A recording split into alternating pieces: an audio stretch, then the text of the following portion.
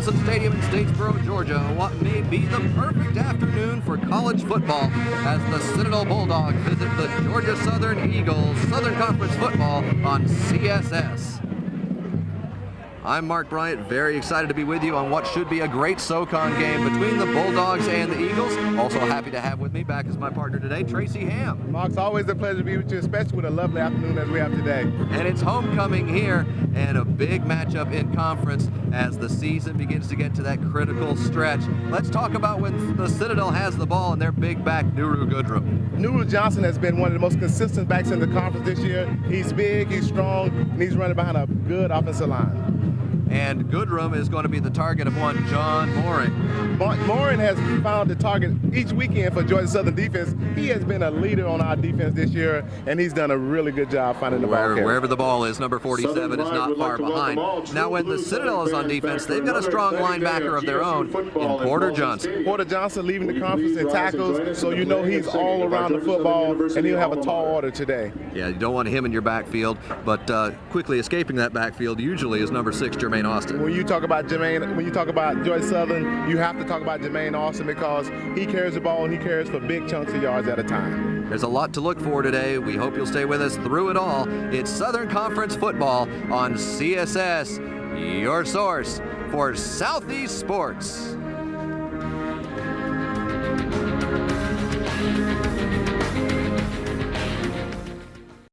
Paulson Stadium in Statesboro, Georgia, as the Eagles take the field to an enthusiastic homecoming crowd.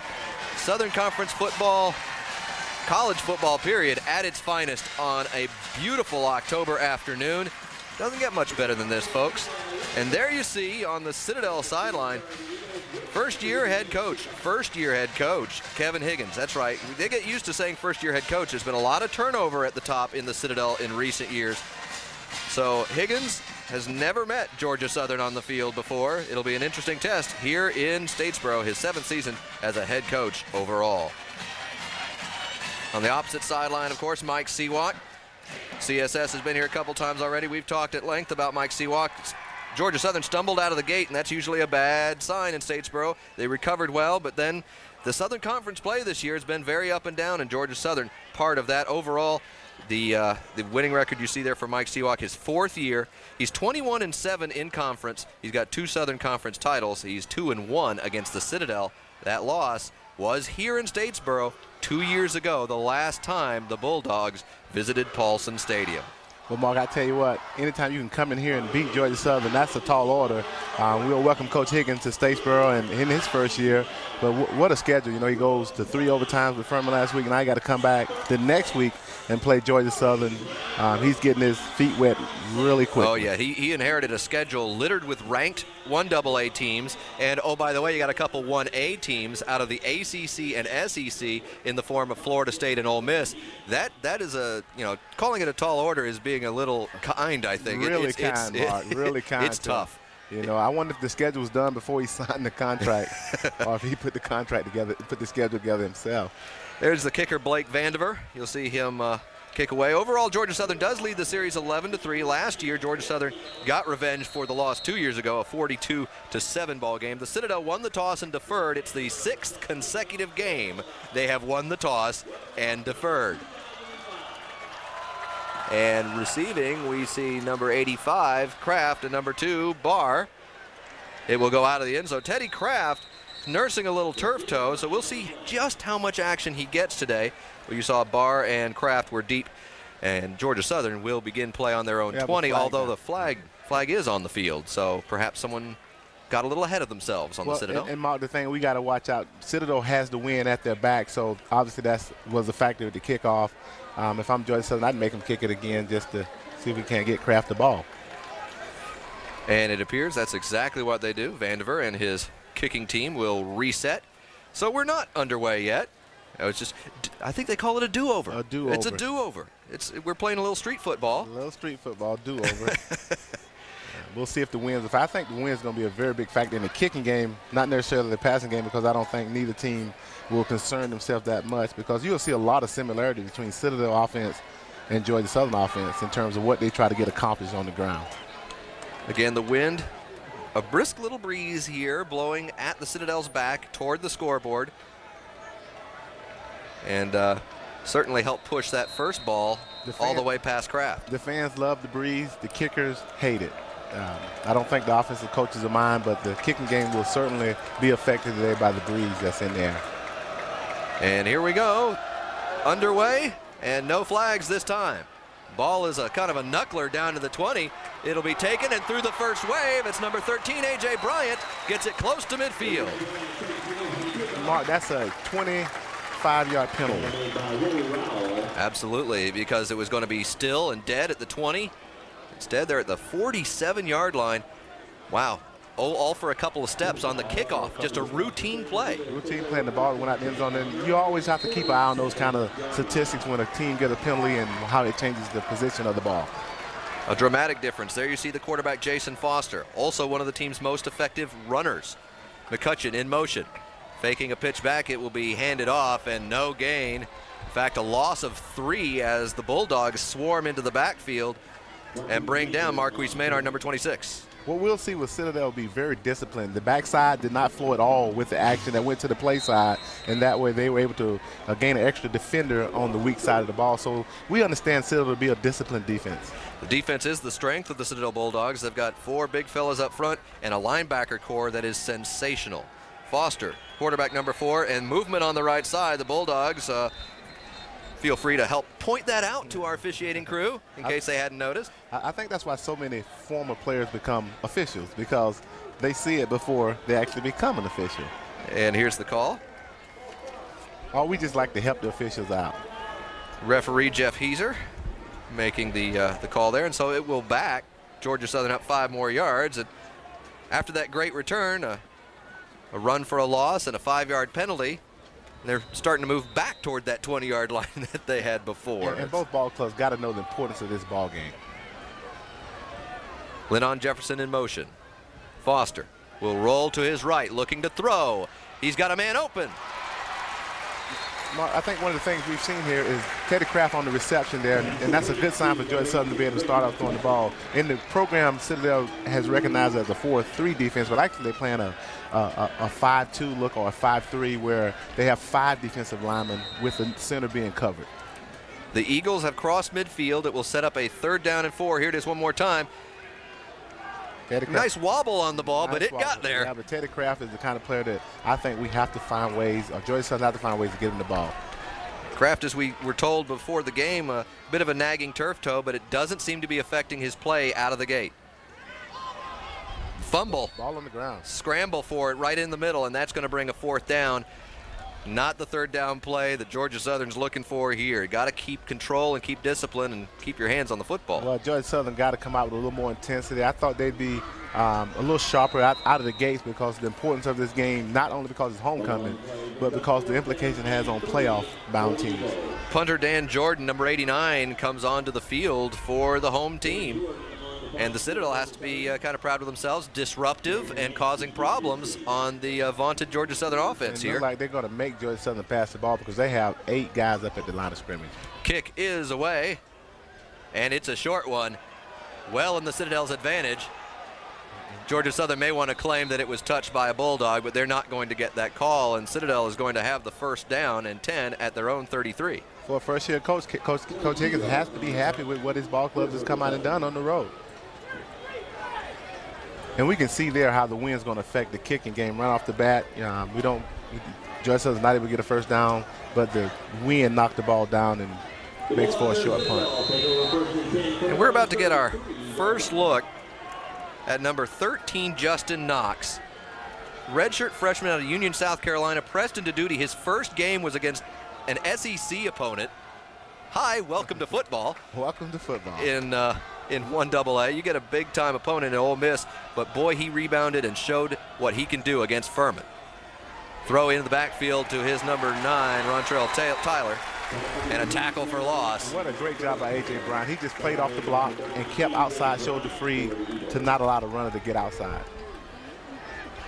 So Georgia Southern all over that one, and the Citadel tried to go with something safe early. I think perhaps if that had not been behind Tyler, they might have been able to create a little something more out of it. Yeah, with a good throw, he'd have been able to advance the ball upfield. But I just think this is for a freshman quarterback to open up against the SEC and then to be able to come back and play some of the teams he played. What a great feat for Citadel.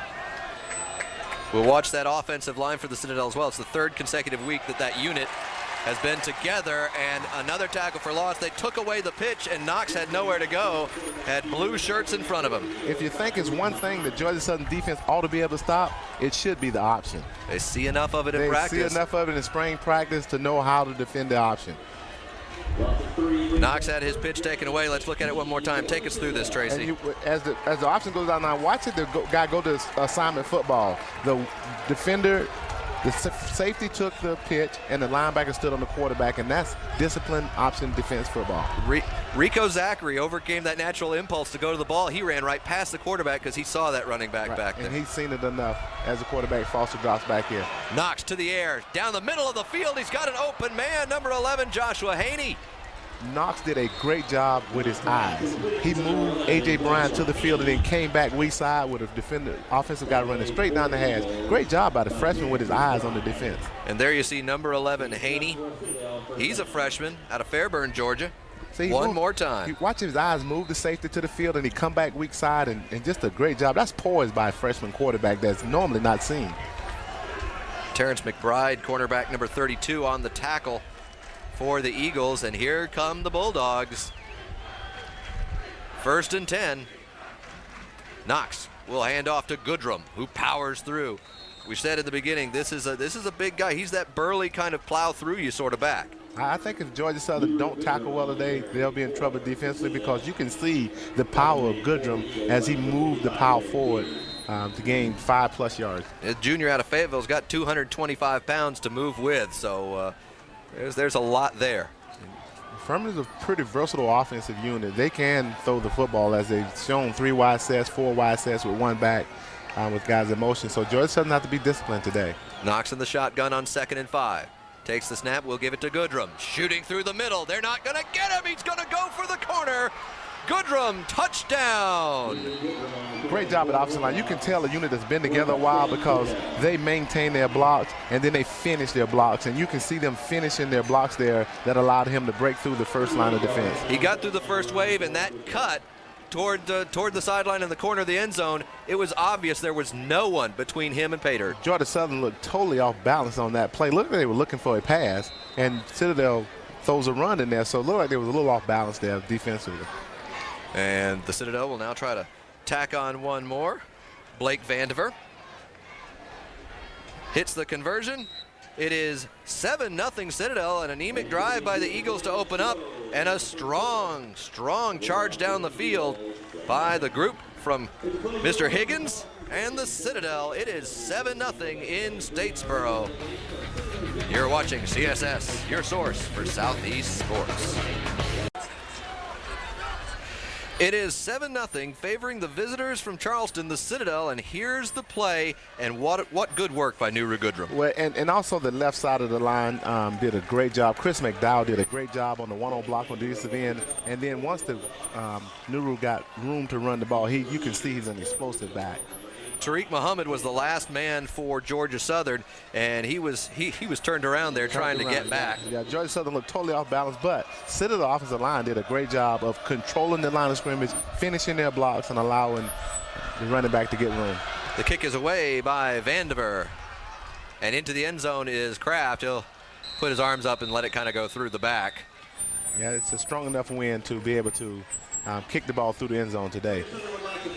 If anybody thought Citadel couldn't play, they should have watched some of their previous ball games. They played well against Furman last week. They played well against the SEC team that they played against as well, but they have been able to do a good job of having poise. Well, they played even up with Florida State in the first half of that game before the third quarter blew them away. Yeah, we were here looking at the score in amazement when they were playing them, saying, wow, they're playing with them. So Georgia Southern have to come, even though it's homecoming, they have to come with their and play tough football today.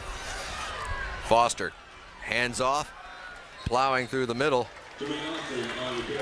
Jermaine Austin. And I think that's where it begins. You got to establish the fullback in order to get their linebackers under control and to allow the ball to get to the perimeter. But if you don't affect the inside game, 5 yards on the play, that is a good positive play coming after that score for Georgia Southern. Foster back under center again. This time the handoff again to Austin. He's trying to bluff him out to the left. Now, Austin always looked like he is going to score. That play there was just a half from being a long game. And you'll see once he breaks the line of scrimmage, there's nobody there because they have literally 8 men in the box from tackle to tackle. They have 8 men within 3 yards of the ball. Well, they know what Georgia Southern offense is all about, is run first, run second, maybe consider pass third. But when they pass, they usually make it very effective. And here's Foster trying to do just that to Jefferson at midfield in open space. He's going to go down at the 29. And that's the key, Mark. I think today Georgia Southern have to throw the ball some form of fashion because Citadel literally have 8 men in the box, and that's unheard of in football where you have 8 men within 3 to 4 yards of the ball. Well, Citadel daring them to throw, and Foster and under Coach Seawalk here has got to say, okay, you dare me, I'll do it. And with a good throw, it probably could have been a touchdown with a good throw, but I think that will loosen them up eventually and see if they can't move the ball down the field. There's Lennon Jefferson. We saw him on that big gain. This will go to Austin. Breaks through. He keeps his balance inside the 20, 15, inside the 10-yard line. And that is Georgia Southern football at its best, responding to a score, coming back with some power running by Austin, one pass to get the defense thinking about pass, and then getting back to what they want to do, and that's power football. Well, the Bulldogs waving their arms at Jermaine Austin is not going to bring him down. Here he goes one more time, folks. And watch how he just breaks tackle through the line of scrimmage, and the safety has to be an excellent tackler today. If not, this will happen all day because he is the only guy, once he breaks the first 8, that can stop him. In the end, it is Porter Johnson that brings him down. Johnson will get his share of tackles today. Leads the conference in tackles for loss, but haven't had that opportunity. Austin again keeping his feet going, refusing to go down. He finds the 2-yard line. And that's what we were talking about the pregame show. When you begin with Georgia Southern, you have to begin with Jermaine Austin because he is the heart and soul of the offensive unit. Tough football, tough yards. And this is just good, tough football yards here by a fullback who understands his role on this team. So Austin gets it in close. He will take a breather here as they bring in a jumbo lineup and try to force it across the goal line. They do. Touchdown, Georgia Southern. Brandon Andrews, number 34, connects. And I think Georgia Southern on that drive decided, hey, we're going to do what we do. We're going to pound the fullback, give our offensive line a chance to move the defensive line off the ball and see if Citadel can stop us. And so with a lot of Austin, little Jefferson, and a final dose of Andrews, Georgia Southern is on the board, and they will try to tack on the tying point now with Jonathan Dudley. Snap behind the holder, but they still get it down and through. Georgia Southern, great drive by Georgia Southern football. Offensive unit understanding how important it was for them to answer what Citadel responded to. And we'll see if Citadel come back and respond to this drive. And so our score, Southern Conference football in Statesboro, Georgia, is 7-7 between the Citadel and Georgia Southern. You're watching CSS, your source for Southeast sports. 8:17 remaining in the first quarter of play and all tied up. 7 apiece, the Citadel and Georgia Southern. I'm Mark Bryant. My partner in the booth is Tracy Ham, and we've just seen some strong football from Georgia Southern. There you have it, 6 plays, 80 yards, a minute and a half. And it was all set up by the control in the middle and then allowing yourself to run your offense down the stretch there. So Georgia Southern did a good job. You get a lot of Jermaine now. You'll see how much of Foster come later, but Jermaine did a good job as they kicked the onside kick. And it looked like Georgia Southern. Ball rattling around. And it went 10 yards and came back. So it'll be Georgia Southern ball. It is. Georgia Southern's going to keep it, and the crowd goes crazy. Dudley does the onside kick. Coach Higgins is livid because he didn't think the ball went 10 yards, but clearly the ball went 10 and bounced back 5 yards. We're going to get this one more time. Here I am about to say who's deep waiting for it, and the ball's not going to get close. Here it is. It went 10 yards. And you get a great job by we get a number on him because he did a great job of taking out of the offensive player there and then allowing Georgia Southern players to get the ball. Tremendous job.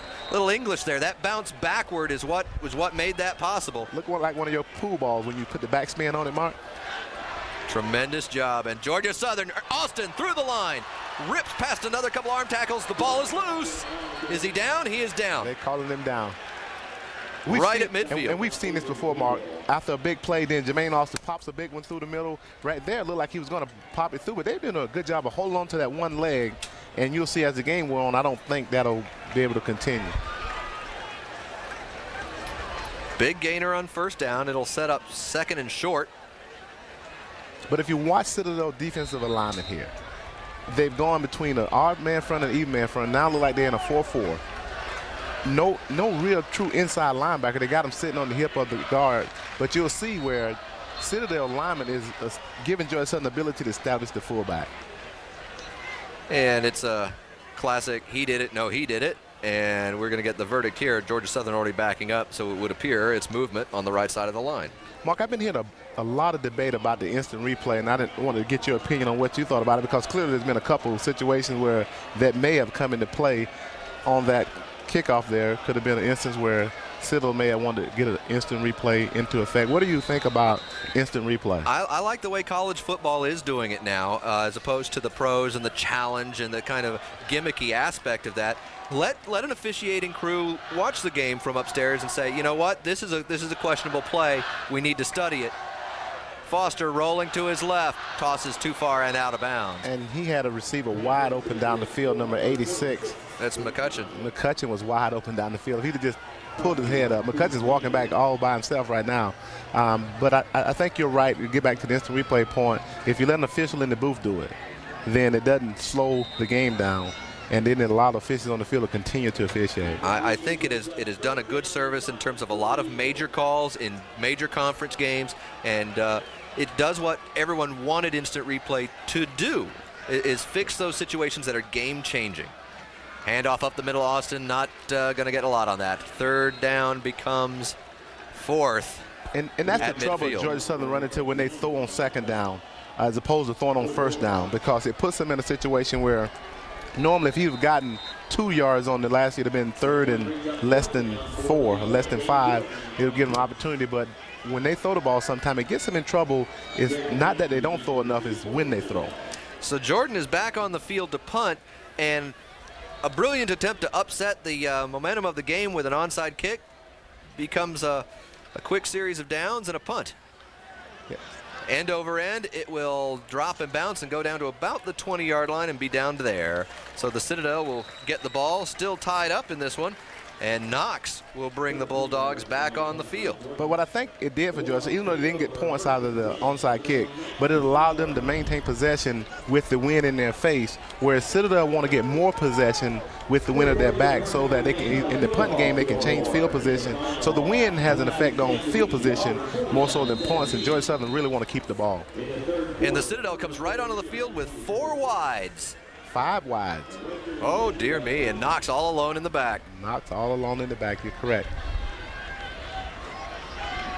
The Eagles hedging up a little at the corners, and Knox will throw a crossing route to number 81. That is Kinte Palmer. See, I think what Citadel has to do is they have to continue to speed the game up with the wind at their back in order for them to get more offensive plays. And then in the event that they have to kick the ball, then they'll be able to kick with the wind at their back and change field position. With the no backs and all wides out there, Knox had the linebackers for Georgia Southern cheating back just a little bit, and he threw right under him. Right underneath the back. Good job of recognizing on the first down play of getting positive yards.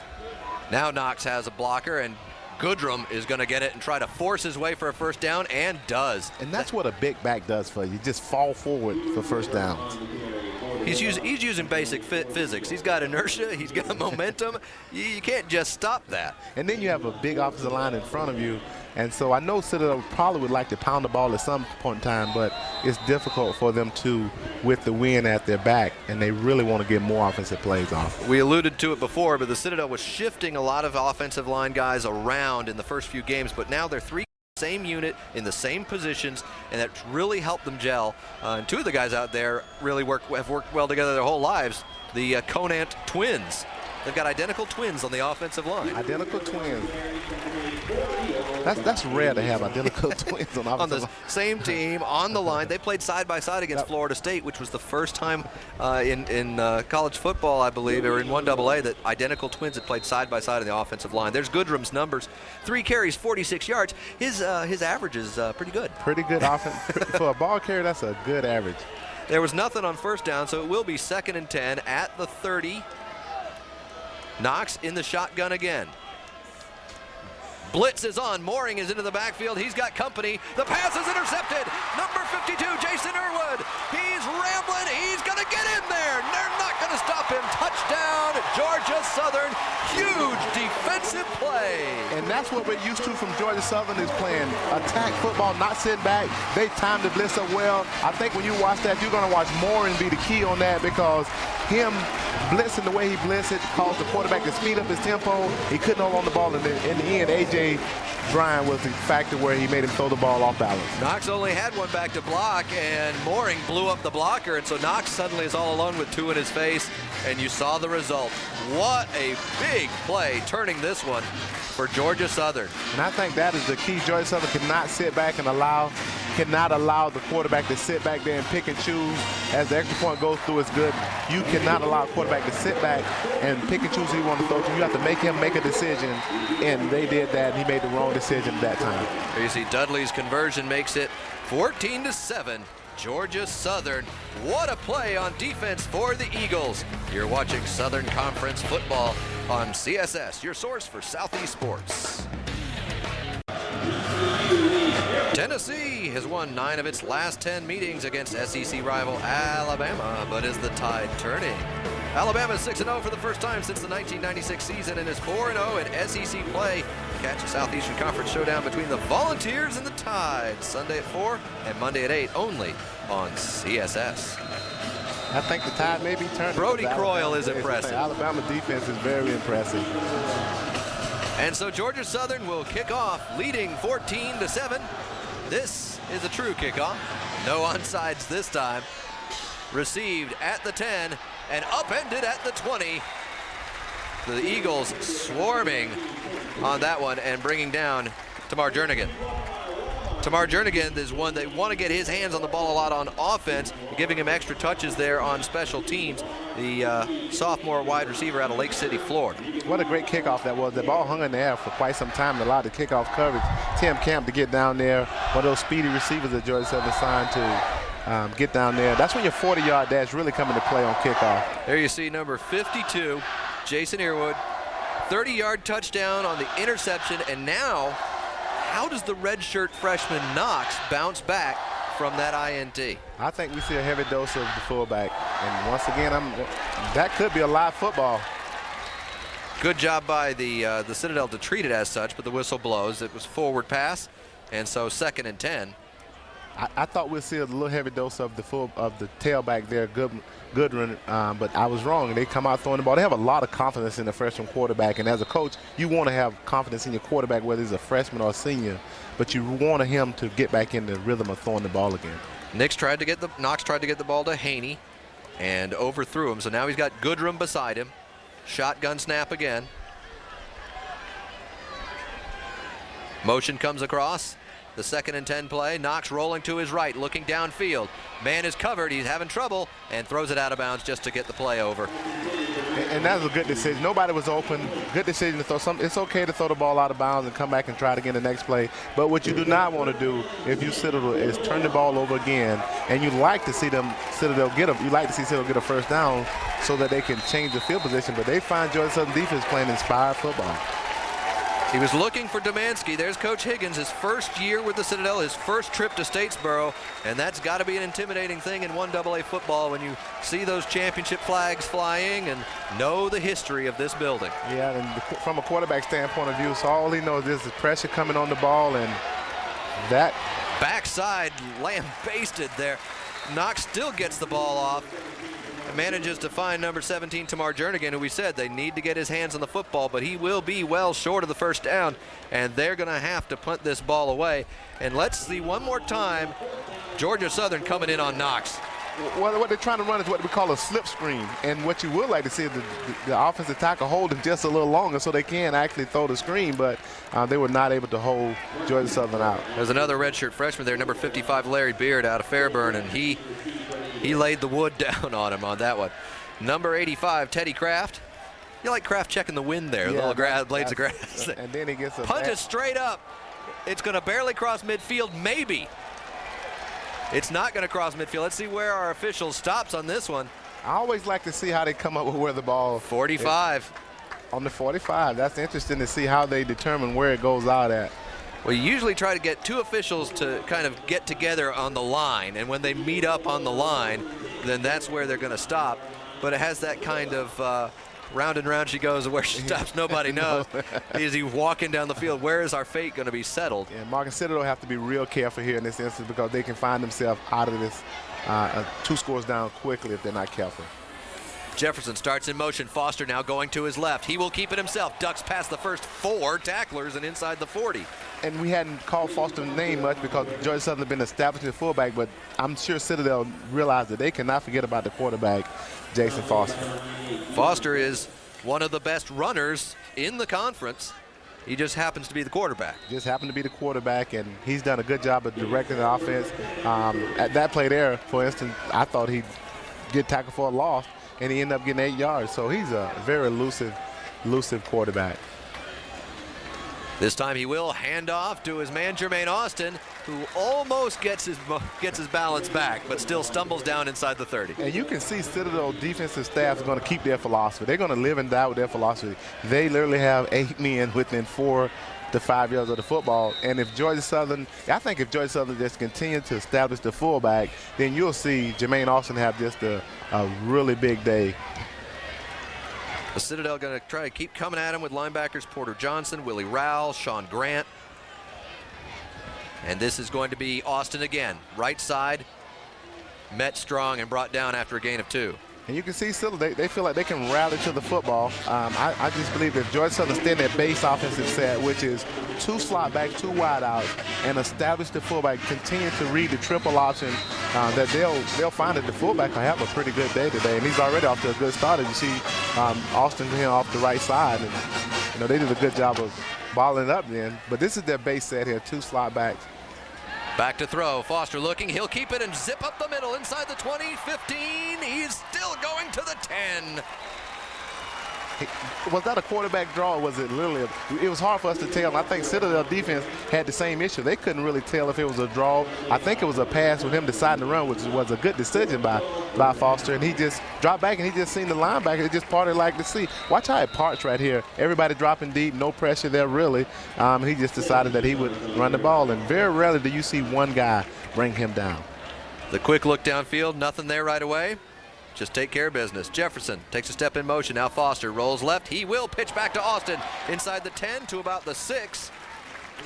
I think what you see in Georgia Southern now is try to slow down the pursuit of the linebackers. That was a counter option between the quarterback and their fullback, Austin, and it really just where the quarterback reverses out and send everybody in motion, come back the opposite way. So they're really trying to slow the pursuit of Citadel defense down now. There was 3 consecutive plays that Josh Lawson has been in on the tackle or close to the tackle, free safety for the Citadel. He's got to be saying, guys, it's not supposed to keep getting to me. I think that he's one of the keys today because if he don't make the tackle, it could be a touchdown. Foster will keep it himself. They're all stacked up in there, as we've said all day. There's no room to go right this time as they clot up the middle, and a gain of 1 will make it 3rd and goal from the 5, or 3rd and just shy of the goal line. Just shy of the goal line. I mean, you could get a first down, but I doubt it. It's by the nose. If they get it that close, they'll settle for the score instead of the first down. But I think that was a case of Foster just missing the read, and you're taught in this offense, if you miss the read, you just follow the fullback, and you can see there's a little tugging on the ball there, and that's one of the things that you have to be careful with this offense as the Georgia Southern fumbles occur in those instances where the fullback holds on too tight to the ball, and the quarterback really has to have a good grip on the ball when he's trying to make a decision whether to give it or keep it. 3rd and 5. Georgia Southern 5 of 9 this year on 3rd and 5. as the quarter runs out, which was a good decision by the quarterback to let the quarter run out. Now they have the win at their back. And so it is 14-7. Georgia Southern ahead and knocking on the door one more time. We are heading into the second quarter of play. SoCon football from Statesboro, Georgia on CSS, your source for Southeast Sports. Play set to begin with Georgia Southern leading 14-7. They are at the 5-yard line and trying to expand that lead right now. Foster will keep and pitch, and it's wide open in the corner.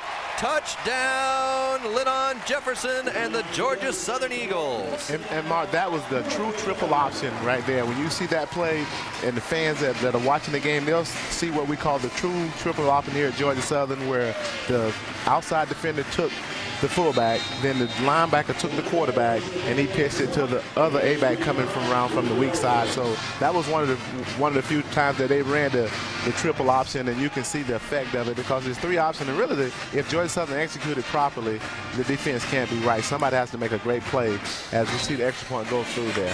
So one play into the second quarter, and Georgia Southern now up 21-7 with Dudley's kick there. And an impressive series of events here. Citadel actually scored first, now 21 unanswered by the Eagles. And Georgia Southern, what they've done, they settled themselves down. They settled themselves down and got back to running the option how they do it. As you see, defender. Now watch the linebacker took the quarterback there, and there's nobody out there because the defense was in a cover 1 man-to-man look, and there's just nobody home. The receiver just runs him off as he has the corner of the end zone to himself. Jefferson running right at us there. The proverbial right into your living room shot. Lennon Jefferson, the touchdown, and everything working right now for the Eagles. And you liken that to a basketball coach getting a timeout. When the quarter ended, Georgia Southern, they get a timeout, think about what they wanted to do. And normally when you see a coach come out of a timeout, he has exactly what he wants, no pressure to get the play off in a hurry. He was able to take his time and say, okay, this is what we want to do, with the coaches conversing with one another, saying, hey, what do we want to do here?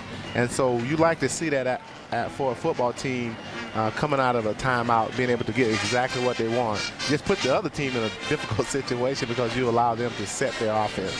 And there's a look at the sophomore getting a breath on the sideline there. He just scored the touchdown to make it 21-7, and you got to love it if you are in the Georgia Southern camp here because it is homecoming. You've got a breeze blowing through the stadium on this beautiful October afternoon. They're all over the hillsides here and sitting on their blankets and watching their team go up 21-7 and doing it with offense, defense, and special teams. And we'll mark that. We'll mark the 21 points Georgia Southern scored with the win in their face, and we'll see how Citadel counters with the win in their face because here, as we watch Citadel, when they kicked off, they kicked the ball through the end zone, so it really limited their ability to return on the kickoff, and we'll see how that affects them as it had no effect on Georgia Southern offense, but you can see where the win will affect the kicking game. Number 17, Tamar Jernigan, is deep for the Bulldogs and awaiting the kick from Dudley. Ball is away. Jernigan moving to his right and back in the end zone. Thought briefly about coming out, but he's way deep, and discretion is the better part of valor. He will down it there. And you can know the coach has a lot of trust in him because normally there's another offensive player back there encouraging him to stay in, but he had enough football savvy to understand that he was 5 yards deep in the end zone and to hold it right there. Some other scores around college football. Georgia pressed and escapes 23-20 over Arkansas. Arkansas, they generally play Georgia tough. That was a big ball game for Arkansas, and to see Georgia win it, they did a good job. Coach Rick does a good job with that ball club. The number 23 Virginia Cavaliers lost I'm serious, 7-5 ball game to the Tar Heels today. They were not playing baseball. And it is playoff time for baseball. And that looked like one of the playoff scores. It's World Series time, Astros and White Sox. I actually like that. That's what I said going in that I wanted. I didn't actually think it would happen, but that's what I wanted because you got two teams, one that's never been there and one that hadn't been there in, generations. Generations. Everybody wrote the White Sox off down the stretch when they was in that battle for who was going to make it, who wasn't, but they hung in there, and they're right where they want to be. So from Sox to Knox, the Citadel quarterback lines up again in shotgun. He's got a second down and about 5 or 6 to go here. He's got 2 backs. He will give to Goodrum. See, I think Citadel, if they would just stay with if they would just pound the ball a little to establish something, And I always think you establish a run to get the pass. But I'm from an option school, so that's a little, you know, I'm a little pressed into that. So, but I think if you watch them, they've gotten 5 yards on the first carry, 4 yards on the second carry. They're sitting at 31 with the wind in their face. I think if they just, especially with the wind in their face, if they just slow the game down now, let the clock run, pound it, get first downs, good things will happen. Now we see Knox under center. Don't see a lot of that, but third and less than a yard. What are the odds it's not going to be Goodrum here? Let's see. It is, and he is knocked down immediately. We knew it, they knew it, and this time he loses yardage. What a big defensive stance that was by Georgia. They just controlled the line of scrimmage. They just literally penetrated, got underneath the shoulder pads of the big offensive line for Citadel, and what a big decision for Coach Higgins here. This big decision turned into a punt. Look at Georgia Southern. All their guys are on the other side of the line of scrimmage. Goodrum got pancaked on the play, and Bulldogs going to have to punt it away. And Teddy Kraft will be back deep for the Eagles. 4th down and a yard. The Bulldogs almost blocked, and it'll be a running into the kicker, and that'll give a first down to the Bulldogs. The call is going to go against number 41, Marcus Suava. But Marcus, I tell you, you know, everybody's. Marcus did, I think he did the right thing. He just didn't lay out. I don't think he trusted what he could do. I don't think the coaches can be too upset where I'm wrong here because Seahawks really upset. But the kid had an opportunity to block it, and I don't think they had a block on, but he found himself free. Watch, he finds himself free. If he lays out at that point that they teach all punt blockers to lay out, if that's in front of the punter and not at the punter, it would have been a block. Then he'd have been a hero. Yeah, no, it's always that there's so many thin lines on special teams as to where you're committing an offense and where you're making a great play. And a lot of guys will play on the edge. And that time, he kind of chucked him in the shoulder a little bit. He maybe should have tried harder to pull off. Right, and I think it should only been maybe a 5-yarder. They gave him the 15-yarder, which it looked like only. I would have thought a 5-yarder myself. So a personal foul it's going to be, and Knox gets a reprieve. He's got 1st and 10, almost to midfield. He lines up in shotgun again. He's going to give to Goodrum, working the right side. And they bottled Goodman up the last couple times he's had the ball, and Georgia Southern defensive line is really picking up the tempo. They're not buying Knox's little fake rollouts on these things either. I'm not sure how effective that is. Yeah, and the defensive end is staying home to the backside. But just one more point about that punt. You know Georgia Southern wouldn't have had a block on because they knew they were going to get good field position. I think the only thing that the coach would have liked to see his player do is understand the situation, and then it wouldn't have been a close call at all. So Knox makes the call. He's got 2 backs, and he will come out throwing, looking to his left all the way, and downfield. He's got a man inside the 40. Good work for the Citadel. They're trying to call a juggle on Georgia Southern side, but number 19, Mark Weigel, the tight end out of Morgantown, West Virginia. What a great job by the quarterback, Knox, there. He was rolling to his left, got his shoulders turned downhill, made a perfect throw in between 2 defenders. 2 defenders were sitting on top of the tight end there, and he put it right on the dime, running to his left, and that's hard for a quarterback to do. They gave him good protection, and he made the most of it. There you see Weigel and Haney going out wide to the right. Goodrum will be set behind Knox, who lines up under center for the 1st and 10 play. Knox does give it off to Goodrum, and Pyle kind of lumbers forward for a few yards. You can see that the Citadel coaching staff is doing a really good job. You can tell they've been in this situation before where they've been behind and they've collected their composure. A mistake by Georgia Southern kicking team allowed them back on the field, and they've taken full advantage of it. They settled themselves down, and they're moving the ball. It's 2nd and 5. They get 5 yards a clip now running their offense, and they've settled in really well. We'll see if Georgia Southern try to change the tempo of the game here. There's the rushing yard total. Georgia Southern has 91, the Citadel 54. Of course, a lot of that was on 1 run by Goodrum. Just about 11 minutes remaining in the half. And this is going to be a handoff to Goodrum on the right side. He will lose 3 yards. It seems to me that Georgia Southern defensive line decides when they want to play and when they don't want to play. And when they play on the other side of the ball. And when they don't play well, they're being pushed back. And you can see when they just get fired up and get upset, they literally play on the other side of the ball. And you can see there, number 99. Number 9, Shannon Williams, just blows up the play. Blows up the play. And he's got a whole handful of leg there, and Goodrum can't go anywhere without it. 3rd and 8. 10.5 minutes remaining in the second quarter of play. Knox in the shotgun, no backs. Some pressure. Pressure up the middle is Mooring. Passes away, close but short of the first down. He managed to get that ball out to number 21. 81. 81. That's why I thought it was 81. Kinte Palmer, wide receiver, out of Monk's Corner, South Carolina. Not Monk's far Corner. from Charleston. Not far at all. My wife actually is from Charleston, South Carolina. Is that right? She's here with us today. She's here with us today. She decided to come and see if I was really doing any work, and I told her this is the best job in the country. I think it's a good decision by the coaching staff. The wind won't allow a field goal. The offensive line has been playing relatively well, and we're gonna have a timeout here. Citadel calls timeout to think about this and make sure they've got the right play in there. Now it's 4th and less than a yard. Now we said this before, on the 3rd and less than a yard, you intuitively think it's going to go to Nuru Goodrum.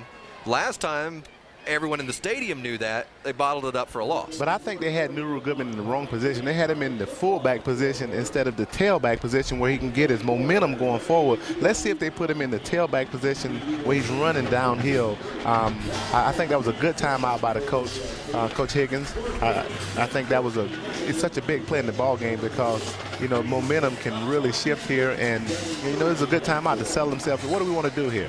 He's trying to buy the future for his team in this game because he's already down 2 scores. He loses possession here and gives it right back to Georgia Southern with the wind at their back and with momentum on their side. This is pivotal for the Citadel in this ball game. And you always come to pivotal moments in ball games where a timeout is really necessary because you understand, he understands, and I think everybody in the stadium understands the importance of this snap here. 9:46 to go. We understand we've been having some technical problems with the clock. Try to keep you up to date on the time. 9:46. This is 4th, less than a yard. Knox under center for the Citadel Bulldogs. He's going to keep rolling to his right. There's nothing developing out there at all, and it's a loss. What a big play by this penetration by the entire left side of the Georgia Southern defensive line, and it had, from the start of the play, you knew it was in trouble. It never had a chance because there are blue shirts everywhere. Knox couldn't get rid of the ball, and he wasn't going to gain any ground either. Let's look one more time. He's trying to get Goodrum out in front of him. Look at the discipline by the cornerback on that side, going directly to the pitchback. Understanding option football, number 32 goes straight for the tailback, who was the pitchback, as they tried to run the option there. Mooring and Rutledge combined for the tackle. No surprise that Mooring's involved again. He can sniff out that football anywhere on the field. McCutcheon in motion. The pitch will come back to him, running to the right. He breaks through inside the 40, pulls it back toward midfield. Remember that formation there where the wide receiver came in motion because the end man on the line of scrimmage is eligible, and the entire Citadel defense shifted with that motion. Let's see if Georgia Southern comes back and throw a pass play off that same formation. McCutcheon is one of the go-to guys on this offense. Of course, they got go-to guys all over the field. Their wide receivers, McCutcheon, as he comes in motion here, as we see the replay, you can see just a quick pitch and just using sheer speed there. Bulldogs diving everywhere in his wake, trying to bring him down. Foster, the 1st and 10 play. And this time it's going to Austin, straight up the gut. Austin continues to be the power back for Georgia Southern. He just gets yards when there seems to be no yards there. There's a good look at number 6. Jermaine is collecting records and accolades week by week, going up the Furman charts against the Georgia Southern charts. Forgive me. The Southern Conference charts. That might charts. be an unforgivable mistake. Oh, stop. The Southern Conference charts and the national charts. Skipping out is Foster, dodges, ducks, now he's going to try and bring it back the other side. The whole field for him, and the blockers conform. What adjustment by the entire Eagles offense. You just love to watch him play. Foster is he keeps his composure even in the most difficult situation. Furman coaches got to be going crazy because they had the kid for a Citadel. Citadel, you've got me. Okay, I was just trying to make it even. Okay, they'll forgive me here in Statesville. Yeah, okay, it's a tie. Here's the play again, and there's nothing you can say, but it's all Foster. All Foster. We've seen this before each time we've been here. We've seen him make big plays against Citadel today, defensive unit. Well, we got off to a bad spell there, huh? Yeah, what can I tell you? 1st and 10 at the 32. 8 minutes and change remaining in the quarter. Austin up the middle. He's breaking free, and he's through the tackles to the 10. Touch after touch after touch, and they get nothing. He didn't even get his shoe all the way. He left. He caught his shoe very good. I thought he caught his shoe, but I think Jermaine Austin has continued to just impress me. Each week I've seen him. The pad level is the key here as he goes through the line of scrimmage. Watch how low his pad level here when somebody try to tackle him. Just a great stutter step there. Pad level's down.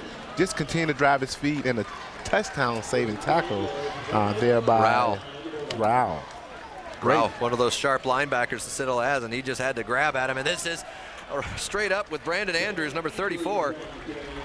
When you see both fullbacks doing the same thing, Georgia Southern understand it's a fullback-oriented day, meaning that the fullback is where they believe that they can affect the defense the most. And we've seen them now even in a hurry-up offensive mode here because they think they have them off balance here. And I would tend to agree. Foster with the call. He's got Andrews behind him. McCutcheon and Kraft are out wide, and he's going to go with the shortest route again, Andrews. This time the Citadel ready, short gain. Citadel claiming that they have the football. Referee says no dice. Here's my favorite group coming in the ball game, the Elephants. The big fellas. The big fellas. And Georgia Southern believe that they're in a position now to really put this game in a position where they can control the game. They can really make Citadel one-dimensional if they get a score here. And so, with under 7 minutes to play in the second quarter, jumbo formation here, and Andrews gets the ball, tries to push right, but he is going to get brought down by a host of Bulldogs. In the group, number 12, Jonathan West, among others. Great defensive surge by the Citadel Bulldog defensive line. Georgia Southern, I think you take points. I just think you take points. I'm a proponent of taking points, and I'm not sure Georgia Southern really is controlling Citadel defensive line yet. But if you take points here, it just puts them in a more of a position to have to score as the game progresses because it's still early in the ball game. Well, Dudley was standing ready at the sideline, but Coach Seawalk says, we're going. 4th down. It's worth a timeout. That was good to see. It's worth a timeout there because it didn't look like Georgia Southern was very organized. Well, we'll step aside for just a moment while the Eagles and Bulldogs think about it. 21-7, Eagles looking for more. You're watching CSS, your source for Southeast sports.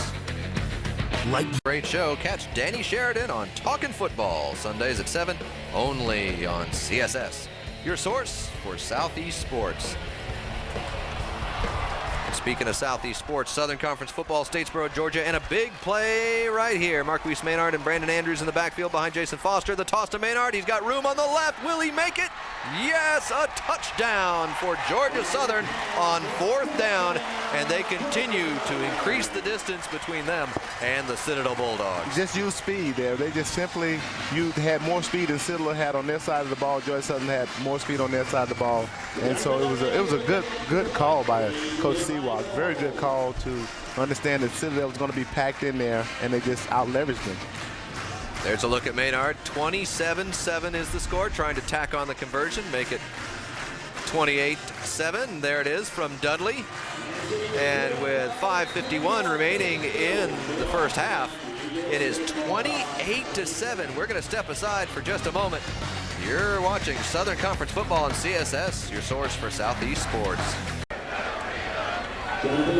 5:51 remaining in the second quarter, and the Eagles have landed over and over again. 8 plays, 70 yards, 3 minutes and 49 seconds the drive. 28-7, the score favoring Georgia Southern over the Citadel. Mark, if you go back to our conversation about the 4th and 1, is exactly what you spoke about, saying, look, if they don't get this, then this could possibly happen, and what we thought could happen happened.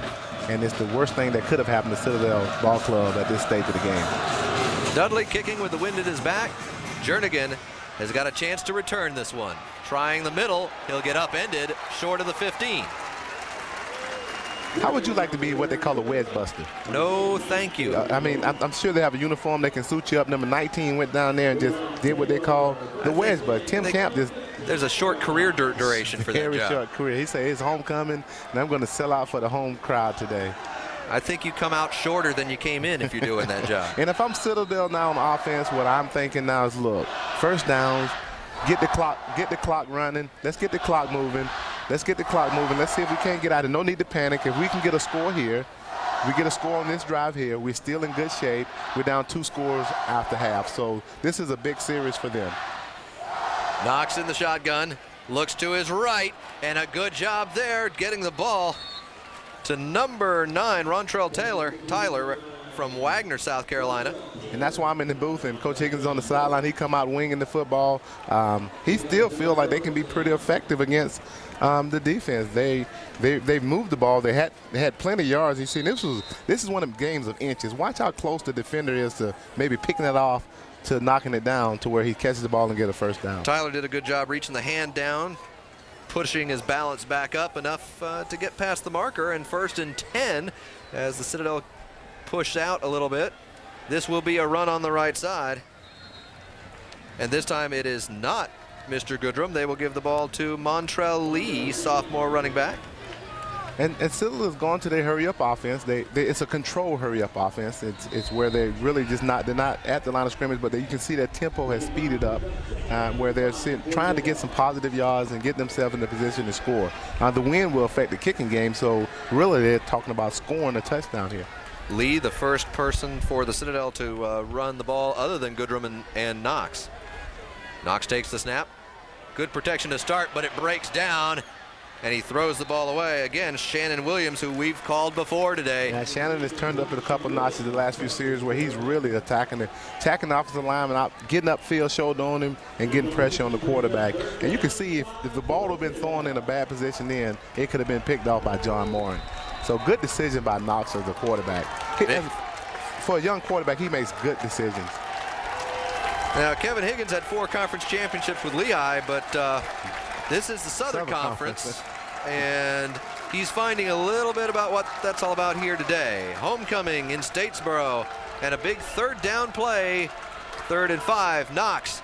This time his protection holds. He looks to the right side, and it looks to be a yard shy. There's our guy again, Morin on the tackle. And once again, you can see when we promote at the top of the show, John Moore, when we promote him at the top of the show, he's done a great job of making us look good. No doubt. He makes his whole team look good, number 47. Gets a good, solid football player, makes tackles. That was a case where he caught the ball for 3 yards, and he gained 3 yards. He didn't get any yards after the catch, and that's what good football players do. They don't allow you to get any yards after the catch. Under 4.5 minutes to play in the second quarter. Mark Casper, punter for the Citadel, will kick into the wind amidst a crowd of Eagles. Ball tailing off the right side and well out of bounds. Should be about the 42-yard line or so. And so the Georgia Southern Eagles will get the ball on offense one more time. Just over 4 minutes to play in the second quarter, leading this game 28-7. What a fantastic October afternoon, but especially if you're with Georgia Southern. You're watching CSS, your source for Southeast Sports. I definitely took a risk leaving the Real Yellow Pages. I allocated some of my budget to the other directories because I wanted to see if, in fact, they would work for us as well as the Real Yellow Pages. However, it just didn't work for us. I wasn't happy at all with the results I had with the other directories. 4:09 remaining in the second quarter.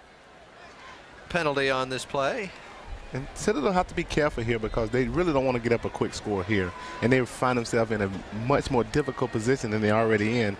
They have to come up with something defensively. And we need to, I think what Citadel really wants to see is some of the defensive Porter. They want to see Porter come up with some plays now. So for Georgia Southern, it will set up a 2nd and 9. There's Coach Higgins for the Citadel, and like you say, he doesn't want to find the hole any deeper when he's got to go into that locker room. Foster up under center.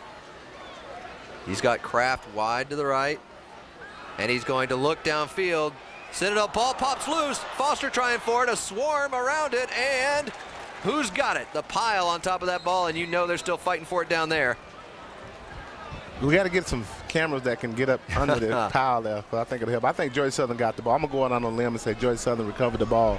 Foster, when you looked at it. Foster got knocked, and that thing went up in the air, and the Citadel. My first big call, and I make it wrong. Makes you wrong on that one. The Bulldogs get a big play. The turnover will go in the direction of the visitors. Just what we just talked about. You see here, and it looked like it was a pass play to the backside, and immediate pressure there, and just got a great hit right on the ball. And that's the case where there's nothing you can do about it. Porter Johnson knocked that ball loose. Porter Johnson, we just talked about him, and just a great hit on the football.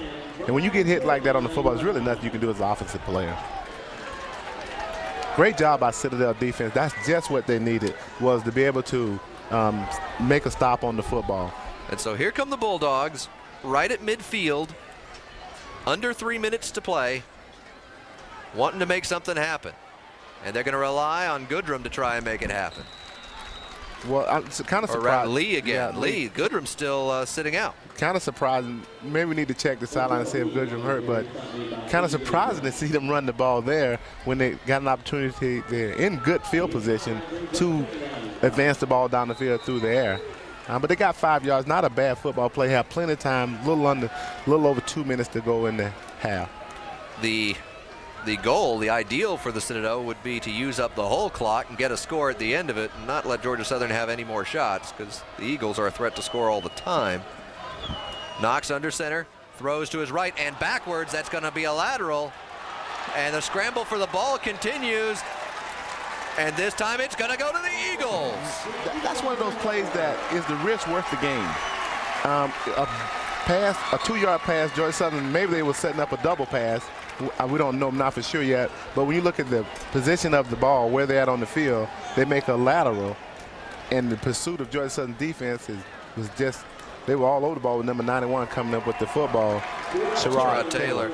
He was trying to get number 11, Joshua Haney, the freshman with normally sure hands out there, but let's look at it one more time and see what happens. Well, the pass was behind him, the first problem he had, and then instead of the freshman just fall on the ball, and then who knows what goes on under the pile there. Looked like Mooring had the first shot for the loose ball, but it wound up being Taylor walking away from the pile with it. Citadel, and here's a backward pass, and this one is an attempt at a double pass, but is he ever going to get it off? Kraft instead is going to try and run the width of the field. You just never know what he's going to do. You never know it. You got a player down on the field for Citadel, look like number 95. That would make it Fred Townsend, defensive lineman, senior out of Bennettsville, South Carolina. But you really never know what some of Georgia Southern offensive skill players are going to do with the ball. When you talk about Foster, Kraft, and McBride, those guys just really are exciting football players that when they touch the ball, you give them the space of the field to run. It's almost like Michael Jordan in open court. Would you want to be a defender? No, absolutely not. Okay, You're comparing Teddy Kraft to Michael Jordan here today. The situation. Okay. Not Teddy Kraft. I saw the expression. That's lofty praise indeed. I saw the look on your face, partner, saying, wait a minute. No, the situation to being a defender on the field with Foster running that. And it's according to which one you want to be. Well, Auburn, let's change gears and look at a little SEC football. Auburn has won 13 consecutive conference games. Can they make it 14 in a row against a tough LSU squad? Catch an SEC matchup between Auburn and LSU Sunday at 9, only on CSS. There's a great crowd. Some of the folks on the hillside and the banners flying. Townsend getting off the field with a little help. I wish we could have had the camera on your face to see your expression. You go, Michael Jordan?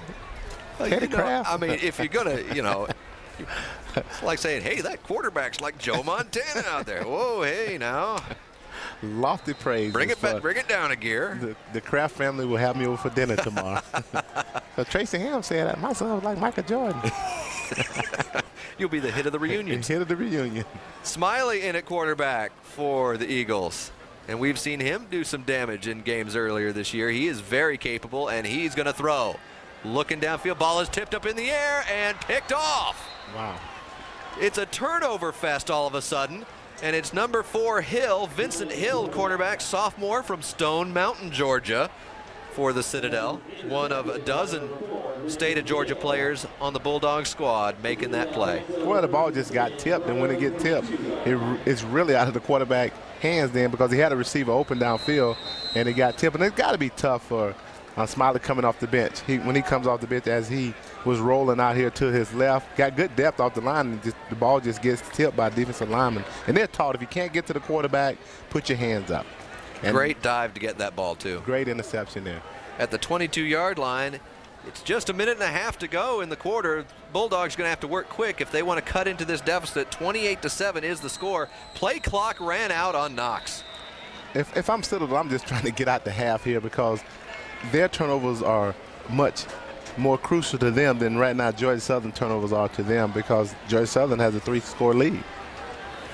Georgia Southern came into the game even on turnover margin for the season. They've given it up as many as they've gotten.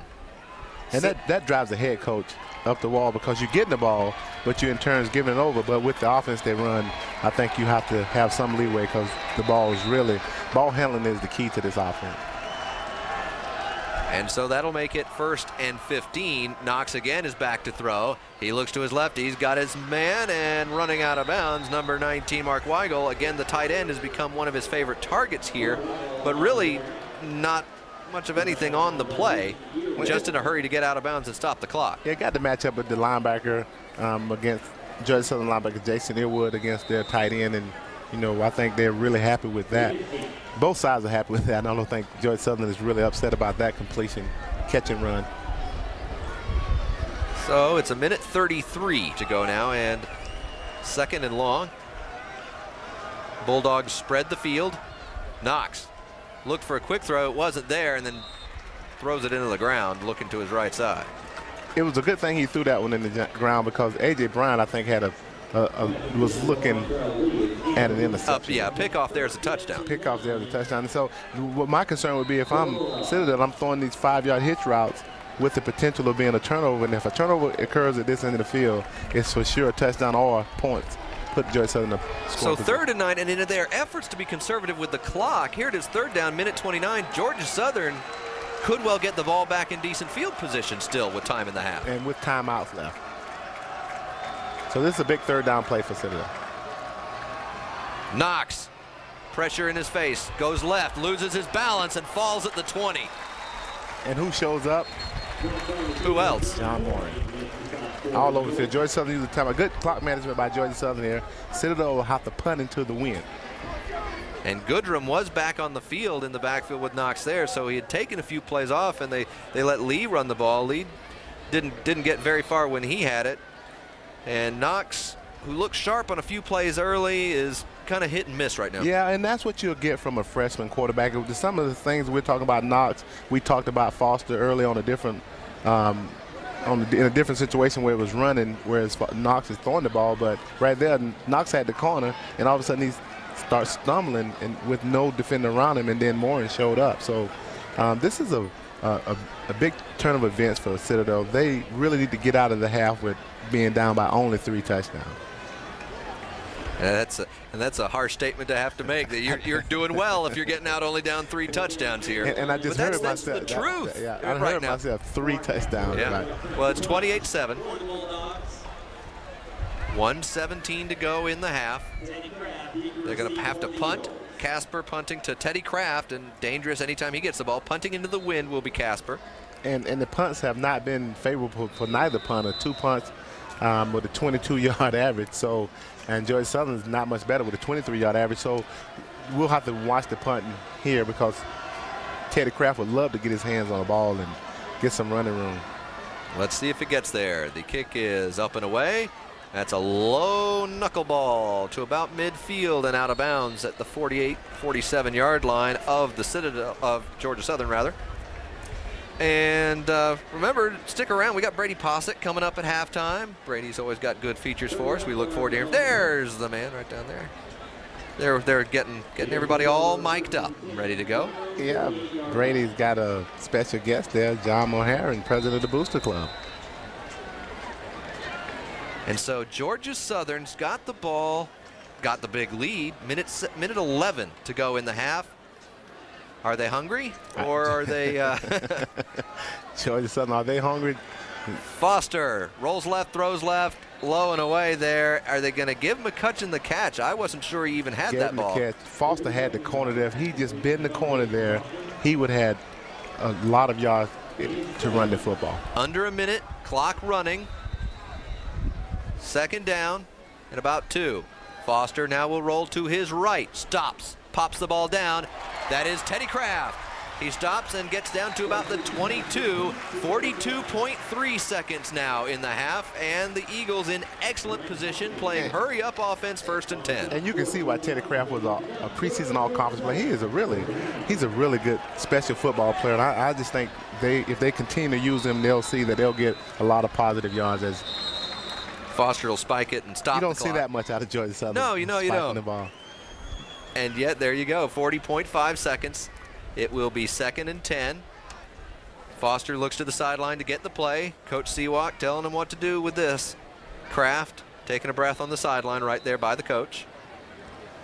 Probably standing close to the coach and along with Jermaine Austin, just say, yeah, I'm available. Okay, Coach, I'm okay. Coach feeling that tap on his back, saying, Coach, I'm okay, I'm ready. Andrews in the backfield, McCutcheon wide left. Foster looked to McCutcheon and looks end zone. He's got his man. Touchdown.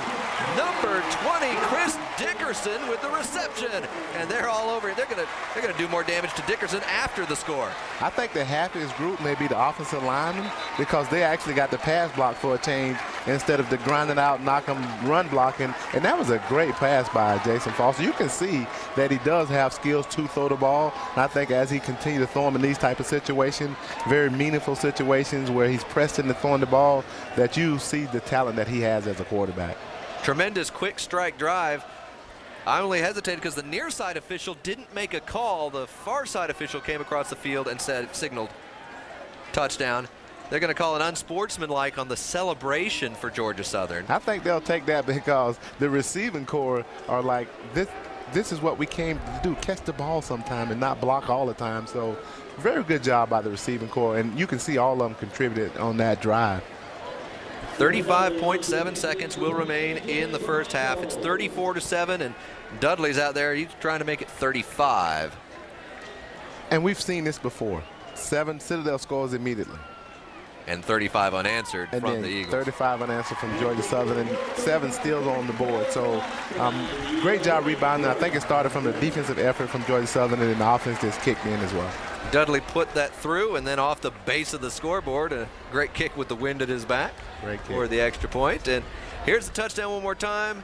He put it in a position right over the safety's head. The safety had as high as he can go to try to defend it, and so it was an up and overthrow, which is one of the toughest throws in football, is to get the ball over the safety, and you see that safety coming just over his hand high enough for the defender could not come underneath to make the play. There's the celebration that drew the penalty. But you know what? We joked a little bit earlier about Foster throwing these wobbly knuckleball passes. That was a rope. That was a rope. That was spiral all the way in there. Once again, I want to remind you about the SEC games coming up on CSS. Here's another good one, Auburn and LSU. Auburn's won 13 consecutive SEC games. They're looking for 14 against LSU. Catch the SEC matchup between the Tigers and the Tigers. Only it's on CSS Sunday at 9. That'll be a good football game. Auburn hadn't lost since they dropped the game to Georgia Tech at the beginning of the season. They've been playing really good football. Yeah, I think the Tigers will take that one. You went out on a big limb. I'm going out on you went way out on the limb there. Yes, indeed. I think you might have went a little further than I did with the Jordan comment. Well, yeah. You got that game with Tigers and Tigers. Here we got Bulldogs and Eagles. Between Tigers, Bulldogs, and Eagles, those are the most common nicknames in all of college football. So you never know who you're talking about. Could you be more specific, please? Yes. Would you clear that up for us? The audience is waiting. Elsewhere. Oh, you're putting that to me, huh? You know what? I like Auburn. I'm going to say Auburn in that game. Even on the road. Even on the road. Even on the road. Well, you asked me about Georgia, Tennessee, and I told you Georgia in that game, and you thought I was crazy. I thought you were. And they showed a thing or two on that one. You called it right. We'll see how the penalty affects if Citadel can get some points out of the penalty here with it being backed up on the 20. Dudley lays into it with all his might. With the wind at his back, he gets it off of the deep receiver, Jernigan, who will pick it back up again at the 15 and get hammered.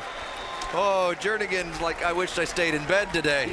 Well, Jernigan, I know he hadn't had a chance to touch many, but then he gets an opportunity to touch one, and it goes right through his hands. The muff and the recovery for Jernigan, so tough. Harm, no foul. But with a half minute left, they just going to kneel on this one and cut their losses and go? I would think so, but I've been wrong before. I actually have been wrong, haven't I? Yeah, well, yeah, I don't like to point these things out. Elsewhere in the Southern Conference, App State just clobbered Wofford 49-17. Furman was beaten up on Elon 45-6. And with this game, there are no close games in conference today. Pressure in the face of the quarterback, and he still manages to get it out. Knox finds Tyler on the right side. I was wrong.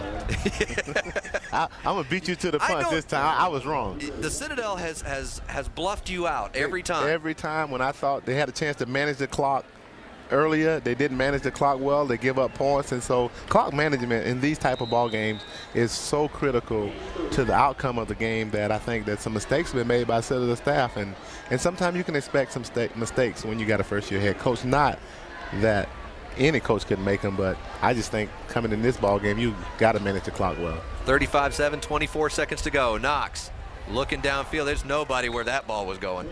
The closest receiver is 81 Kente Palmer. And A.J. Bryan was coming over, and I don't think Palmer wanted anything to do with that ball. I think he was happy it was out of bounds. So we're at about 20 seconds. 35-7, Georgia Southern. What can the Citadel do, if anything, to adjust? Are they going to be able to compete in this game, or are they already getting on the bus? Well, you really don't want to ever say a team can't compete, but they're in jeopardy of not being able to compete, especially if they don't run the ball here and get out of this half. I thought they could have gotten out the half with three touchdown scores, but now they're in jeopardy of. Knox finds Palmer, and he gets whooped on the tackle. Bryant in there on that one. A.J. Bryan has been sitting on that play the whole series. And I think he liked it. He liked that. He's been sitting on that play because the quarterback's been looking over the last couple throws, and now it's 4th down, so they're giving the ball up again. So once again, I don't think they managed the clock very well. And the Citadel will punt with 13.6 on the clock. If they're not careful, they've got Teddy Kraft back there trying to return this ball. Certainly Georgia Southern will be looking for a big special teams play to close out the half. And I think Georgia Southern may go after the punt here. And maybe they should have. The snap was low and not handled well by Casper. The ball will roll and tumble out at midfield. There's 4.6 seconds. Georgia Southern could put one big play up here and really rattle everybody. It has not been a good day for the punters on either team as the clock winds down here with 4.6 seconds left. It has not been a good day for punting, so I was surprised that Georgia Southern didn't go after that punt because they don't have any more timeouts left. A bigger rush, and they would have been all over him with that low snap that Casper couldn't handle. Really didn't have anything to lose if they'd have went after because of how little time was left on the clock.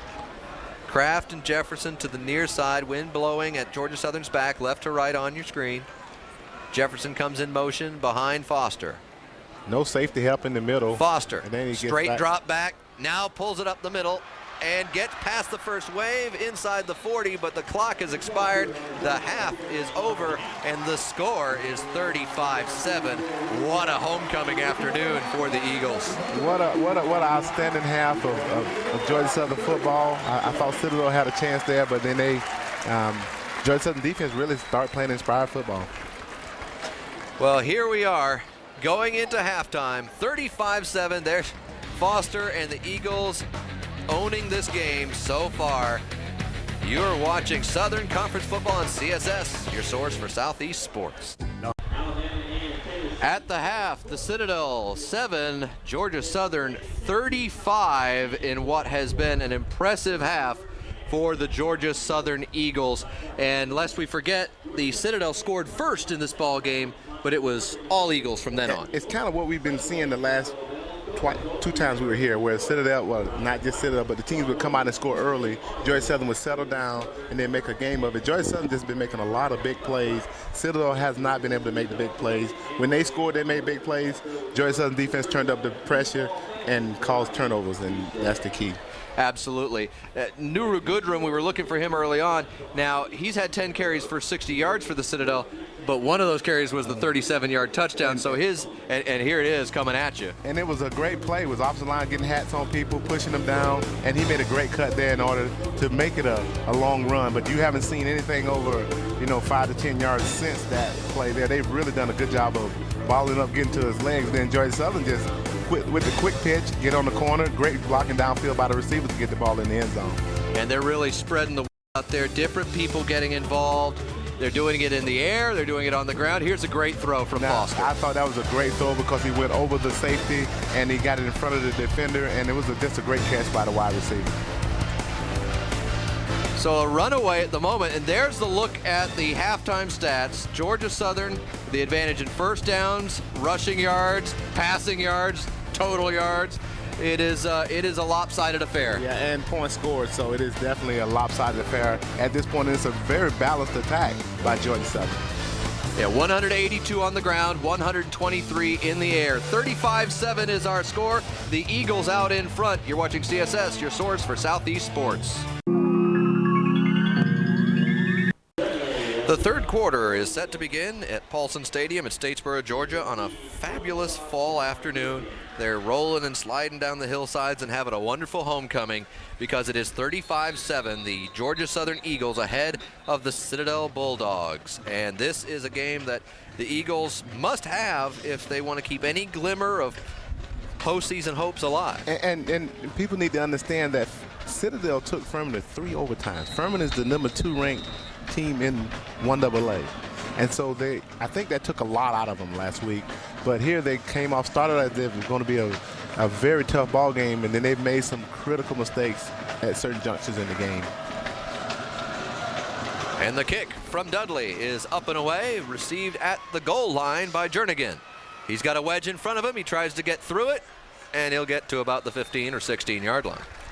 It'll be interesting to see how Citadel comes out and attacks this first year, because I always think one of the most important things is the first series in the opening of the game as well as the first series in the third, begin the second half. And so we'll see how Citadel respond to the coach's halftime speech.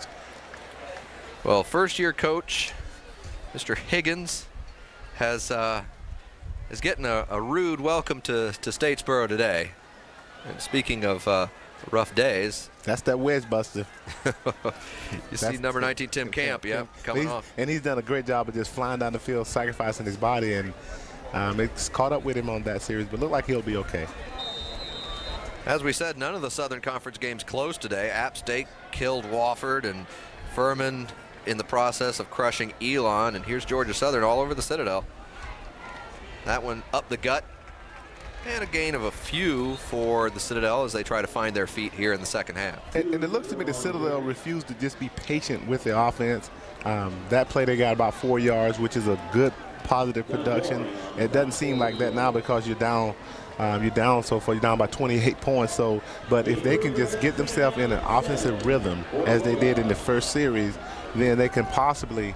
But they got to score early here in the third quarter to make it a game. See Knox in the shotgun lined up behind Benefield. Benefield, the center, actually did not start the year at that position, but he and Knox had developed a good rapport. And this is to Goodrum. He's got open space. He's got blockers. He's across the 30, 35, 40, and knocked out of bounds by A.J. Bryant. And I think that's a good job by the Citadel offensive line. And that was a great cut by Goodrum, but they were able to get back to run. They don't have to throw the ball every play here. They can get back and get themselves an offensive rhythm. And you can see the offensive line did a great job, and Goodrum just made a great cut. Caught Georgia Southern on the blitz. And just a great cut. Good blocking downfield as well. Looks good running in space, Goodrum does. He does. He's a good-looking running back. And so Knox lines up again as we see Goodrum finish the play and get out of bounds. Under center. He's got Goodrum deep, and he will give him the ball. Goodrum trying to fight his way to the right side. Mooring bulldogs him down. You're a bulldog, I'm a bulldog. Every time Georgia Southern needed a big play, it seemed that Mooring comes up with it, and that's why he's one of the leaders, if not the leader, on the defensive side of the ball for Georgia Southern. There's a look at number 47, and I tell you, this is our third game here for CSS. We have called John Mooring probably more than anyone else on the defense, and there's a good reason for that. He's just a hawk when it comes to that ball. Yeah, he is going to get there. He finds the football, and he puts a hat on it when he gets there. So Knox in a second and long situation, second and about 13. Gets the snap and rolls to the left, looking downfield. Trouble, tipped and picked. Flag comes sailing in late. We'll have to see We're what going to this get is. pass interference, but it was really close. Zachary did a great job. Rico Zachary did a great job of playing the ball, knocking it down. I think he went through the shoulder of the offensive player, and that's why you're going to get pass interference. But what a great athletic play by Rico Zachary. Zachary and see number 36, Joe Turner, in on the play. And good work by the defense. If it was legal, we're still waiting on a resolution on that. Looks like it's going to be holding on Georgia Southern. Yep, defensive holding. See, I'm not always wrong. How about that? There's Coach Seawalk, and he's got to be saying, we were there. We made the play. Something cost us. And defensively, you want to see Georgia Southern very aggressive to the ball. They have a lead, and they can continue to be aggressive to the football. Knox is looking into coverage here. I mean, that's probably a ball he shouldn't throw anyway. Certainly not a ball, and he's made that throw a couple of times that's been right on the border of being picked off or a big hit. And there you see him talking a little bit to number 17, Tamar Jernigan, who we've seen returning kicks, but he's the wide receiver and on the field a lot, and they want him to get touches. You know how many catches he has today there, Tracy? Zero. You think that's a problem for the Citadel? That is a major problem because he's one of the better athletes on the field. Along with the running back, you have to have somebody else to offset your running back's ability to get the ball to spread out the defense some for your running back. And so a 1st and 10, thanks to the penalty. Knox gives to Goodrum, trying to get through the left, but he is chased from behind, and that's Zachary. Zachary, you can see they brought a blitz from the field side of the play, had a counter going on with Goodrum, and he just ran him down in the backfield. The score is 35-7. 13 minutes remaining in the 3rd quarter of play. My name is Mark Bryant. My partner in the booth is Tracy Ham. And we're very happy to be with you here on CSS, Southern Conference Football, on a beautiful October afternoon. This is just great for football. Yes, and great to be in the booth on a day like this with a little breeze. Up high in the box. Blitz coming in. They run right into the teeth of it, and a short gain. And I think the people in Statesboro think we bring them luck, because think about the games we've done. It's either been after a loss for Georgia Southern or it's been after a big win. And so, but they've won the ball games we've done by big scores. And it's different weeks, different teams, same script. That trade of scores in the 1st quarter, we saw it against Chattanooga, saw it against Western Carolina, and against the Citadel today. The early 1st quarter trade of scores, and then the blitz, just the all-out onslaught. Yeah. And then they find themselves, the opponent find themselves off balance, getting out of the rhythm of what they want to do, and then Georgia Southern makes them become a one-dimensional team. Play clock going low, but Knox gets the snap in time. Throws downfield, and he's got his man. And you Good can see, throw and catch there. Certainly. You can see Knox has some real skills at the quarterbacking position. I can see why they love the young man at quarterback. He's just young, and he's made some mistakes, but he's also made some good plays for him. And Kente Palmer, the senior from Monk's Corner, pulls that one in. Palmer has been a frequent target today. And that's what you get out of freshman quarterback. You'll get him some inconsistency. He's been pretty good in some big ball games, and I think he's done a good job of managing the team. He's just made some critical mistakes at certain junctures of the ball game. If he's got time, he stands strong in the pocket, and he throws a really good ball. A run up the middle that is snuffed out after a gain, maybe a half a yard at best. Number 22, Chris Gibbs, getting his first carry. And they're doing a good job of attacking the football. Look at right down the pipe. You can see what the running back is looking. He tries to cut back, and number 42 is sitting right there waiting on him to come down the pipe. So TJ Rutledge. TJ did a good job of just sitting there, standing home, waiting on him. Georgia Southern done a good job tackling the ball carrier today, which is something that is always a concern of a coach, is will we tackle well today? Yeah, number 92, Brian Kranz, quickly joined him to make sure the tackle held. And so here's a 2nd and 9, almost 10 for Knox. His first option to shut down. He's looking. He's in trouble. And that one, well, not caught. They tried to fake that one, but it bounced into Gibbs. Good thing the man was there to begin with, because Knox perilously close to just doing a little intentional grounding in the face of the sack. Because he was still in the pocket, meaning that he didn't get outside the tackle. So Georgia Southern continues to bring pressure, doing a good job of bringing pressure on Knox. And this has been the case. Knox is the type of quarterback, when it's not there, he goes to a second look, and by that time, the defense is all over him. He just tries to dump it off to his running back. And Larry Beard, who's been back there and met Mr. Knox earlier in this game, gets to renew his acquaintance. Yeah, renew. Hello. 3rd and 9+. Haney in motion, stops in the backfield. Little lazy snap, but then a little pitch back to Haney. good gainer, close to the marker, fighting for it. This is going to be close. Nice misdirection. Looked like there's going to be the option to the field, but they brought it to the shovel pass underneath. Clever little attempt there to make up those 9 yards, and it looks like they're going to have to measure to see if he made it or not. You can see there you got your left guard pulling. Looked like it was going to be an option to the outside, but they do the shovel pass underneath with him coming back underneath the play. So it was a good design play. I'm going out on a limb. I've been out there all day, so I'm going to say it's a first down for Citadel. Fair enough. We're about to get that determination right here. You know, the only part of that play that really scared me was the snap was sort of lofted into the quarterback. Is that you clapping for me No, for being correct? Ladies and gentlemen, Tracy Ham made the call. First down. But the snap was high, but he did a good job of handling the ball. The Citadel just has to be, they really have to be excited about their quarterback in future in Knox, because he looks like he's going to be one of the better, he looks to be one of the better young quarterbacks in the conferences right now, along with Foster. So we'll see a lot of, Georgia Southern will see a lot of him.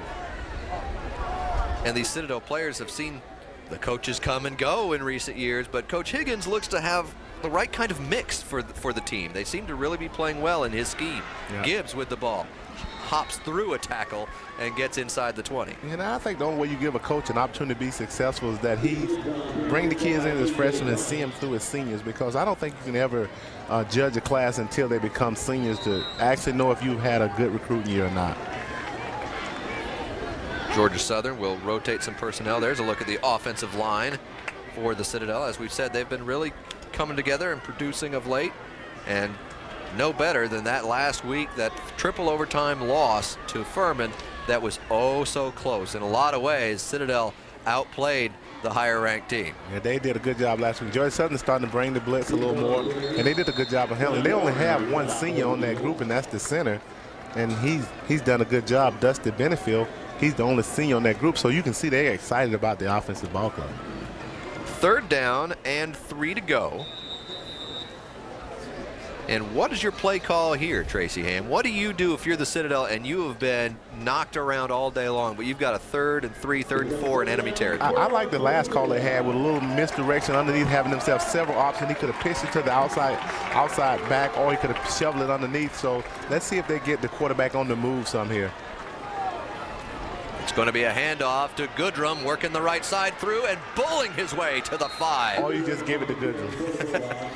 That would work too. That would work, but it has not worked, so that's good to see him get back on track. But he hadn't really touched the ball from a stand-up position in those situations. They've had him at the fullback position, but you can see how effective he is when he's get his momentum going forward. So I thought that was a good job of them giving the ball in an upright position, letting him read the defense, and then going downhill with the ball. And he made a couple guys miss there, and he's just a load when he get it going forward. Mooring got a hand on him in the backfield, but he didn't have the angle. But if he was at the fullback position where he's in a 3-point stance, it's a little easier to tackle him. Goodrum just shy of 100. He's up to 95 yards on the day, and of course had that long touchdown on the first score for the Citadel. Gibbs will get the carry again, and he gets it to about 2 or 3 yard line, and the Bulldogs are approaching that second score they've been waiting for a long time. And this what I thought they would have done when they was down by one touchdown or 2 touchdowns. Instead of throwing it all over the field, I thought they would have gotten back to just pounding the ball downhill at Georgia Southern, saying, hey, we're going to make you stop our running game. And now they can play action. They really have the run of the litter, what they want to do now. They can play action when Georgia Southern would have to bite on it because they've been running successful against it. 7:45 remaining in the 3rd quarter. Knox will hand off, but they get right back to where they started. Yeah, they got to do a better job of keeping Georgia Southern on the other side of the line of scrimmage, meaning that Georgia Southern is really doing a good job of penetration. So I really think it's a good time for play action. I'm not certain in terms of the scheme what Coach Higgins wants to do, but he pulls Goodrum here and he puts in Gibbs. Gibbs doesn't have the same kind of bull force that Goodrum does. Now they're both out there, which... And when they brought him in the game, they put Goodrum at the fullback position, which I think Goodrum is better downhill carrying the ball. Knox will keep it himself. He's looking for a target. He's got a man in the corner. It is a touchdown. Great play action fake. Didn't really fool him, but he was able to move himself out of the pocket and just threw a strike there. Aaron Kelly, the tight end, sophomore from Irmo, South Carolina, gets that ball, and that pass took a long time to actually get there. Didn't it feel like forever between the quarterback's hands? It took a long time. Georgia Southern actually defended relatively well, but they just didn't make the play at the end of that play. So 35-13, tacking on the point. We'll make it 35-14. Been a long time since the Citadel had been there, but they end the 35 unanswered points scored by Georgia Southern. 35-14 is our score. We will be back at Paulson Stadium, Statesboro, Georgia, right after we step aside for a few messages. You're watching Southern Conference football on CSS, your source for Southeast sports. Kick off your Monday night football coverage with Sports Night as the crew comes to you live from the Georgia Dome before the Falcons battle against the Jets. Catch Sports Night Monday at 6 and 11 only on CSS, your source for Southeast sports. We showed you an eagle earlier. There's a couple Bulldogs just for equal time. And, that ball bounces off of Andrews and still bouncing around loose. There's a scrum in the middle of the field, the 30-yard line. The Citadel is all waving and pointing. They're looking for a play like this. They've been looking all day for a play like this. And the ball belongs to, still sorting it out, Georgia Southern. Wow. I think everybody was waiting with anticipation for that one. But we talked about it in the second quarter. If you go back to some of our conversations, that's why as an offensive or as a coaching staff, you cannot give away points in the first half because you're not going to win or lose the ball game in the first half. So if you would just maintain your composure and play the game as if you're going to get the points in the second half. And then, so now Citadel, they did just excellent job driving the ball there. Now let's see if they can stop Georgia Southern from advancing the ball. Austin's going to get the carry and advance it for about 3 on the left. Now, think about that for just a minute. If the Citadel comes up with the ball there, it was 35-7 just a little bit ago. It's 35-14. They get the ball back with a short field. They convert that. Suddenly it's a 2-touchdown game, and it's very easy to see that spun back the other way. Certainly, and then that's why you have to manage the clock down the stretch of a half and not give the other team opportunities to score. And so it will be 2nd and 7. 6:20 to go in the third period. Foster will keep it. Duck past the first couple tackles and get across for a first down. But you have to stop the other team in order for that philosophy to work. And they've shown that they can't stop Georgia Southern just yet. And that was a big come up for Georgia Southern to get that turnover, to get that fumble kickoff. So, and the problem what you have with a team like Citadel and Georgia Southern when you talk about coming back is that you run the ball so much. We've already eaten up over half of this quarter already, so it's going to be very difficult for them to come back if they don't get turnovers. Ball up the gut to Andrews, who keeps going. Wow, what a power run inside the 40-yard line.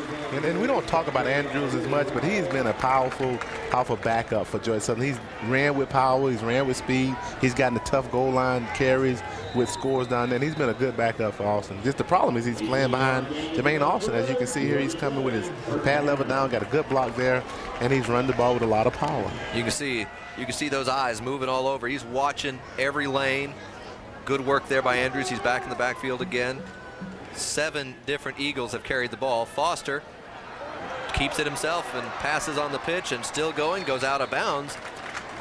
And we've seen a good little run. That didn't even look like much, and it was a big gain. Yeah, over 14-yard carry there at least. And when you look at Foster, he gets hit, but he doesn't go down. He very rarely gets tackled by the first guy that touches him, and he's just shown to be a very elusive guy to tackle. Well, you see Austin on the screen there. He's got 95 yards rushing, but Foster's got 73. And it doesn't seem like we called his name that much today because we've been calling the fullback name, but Foster's done a good job running the offense.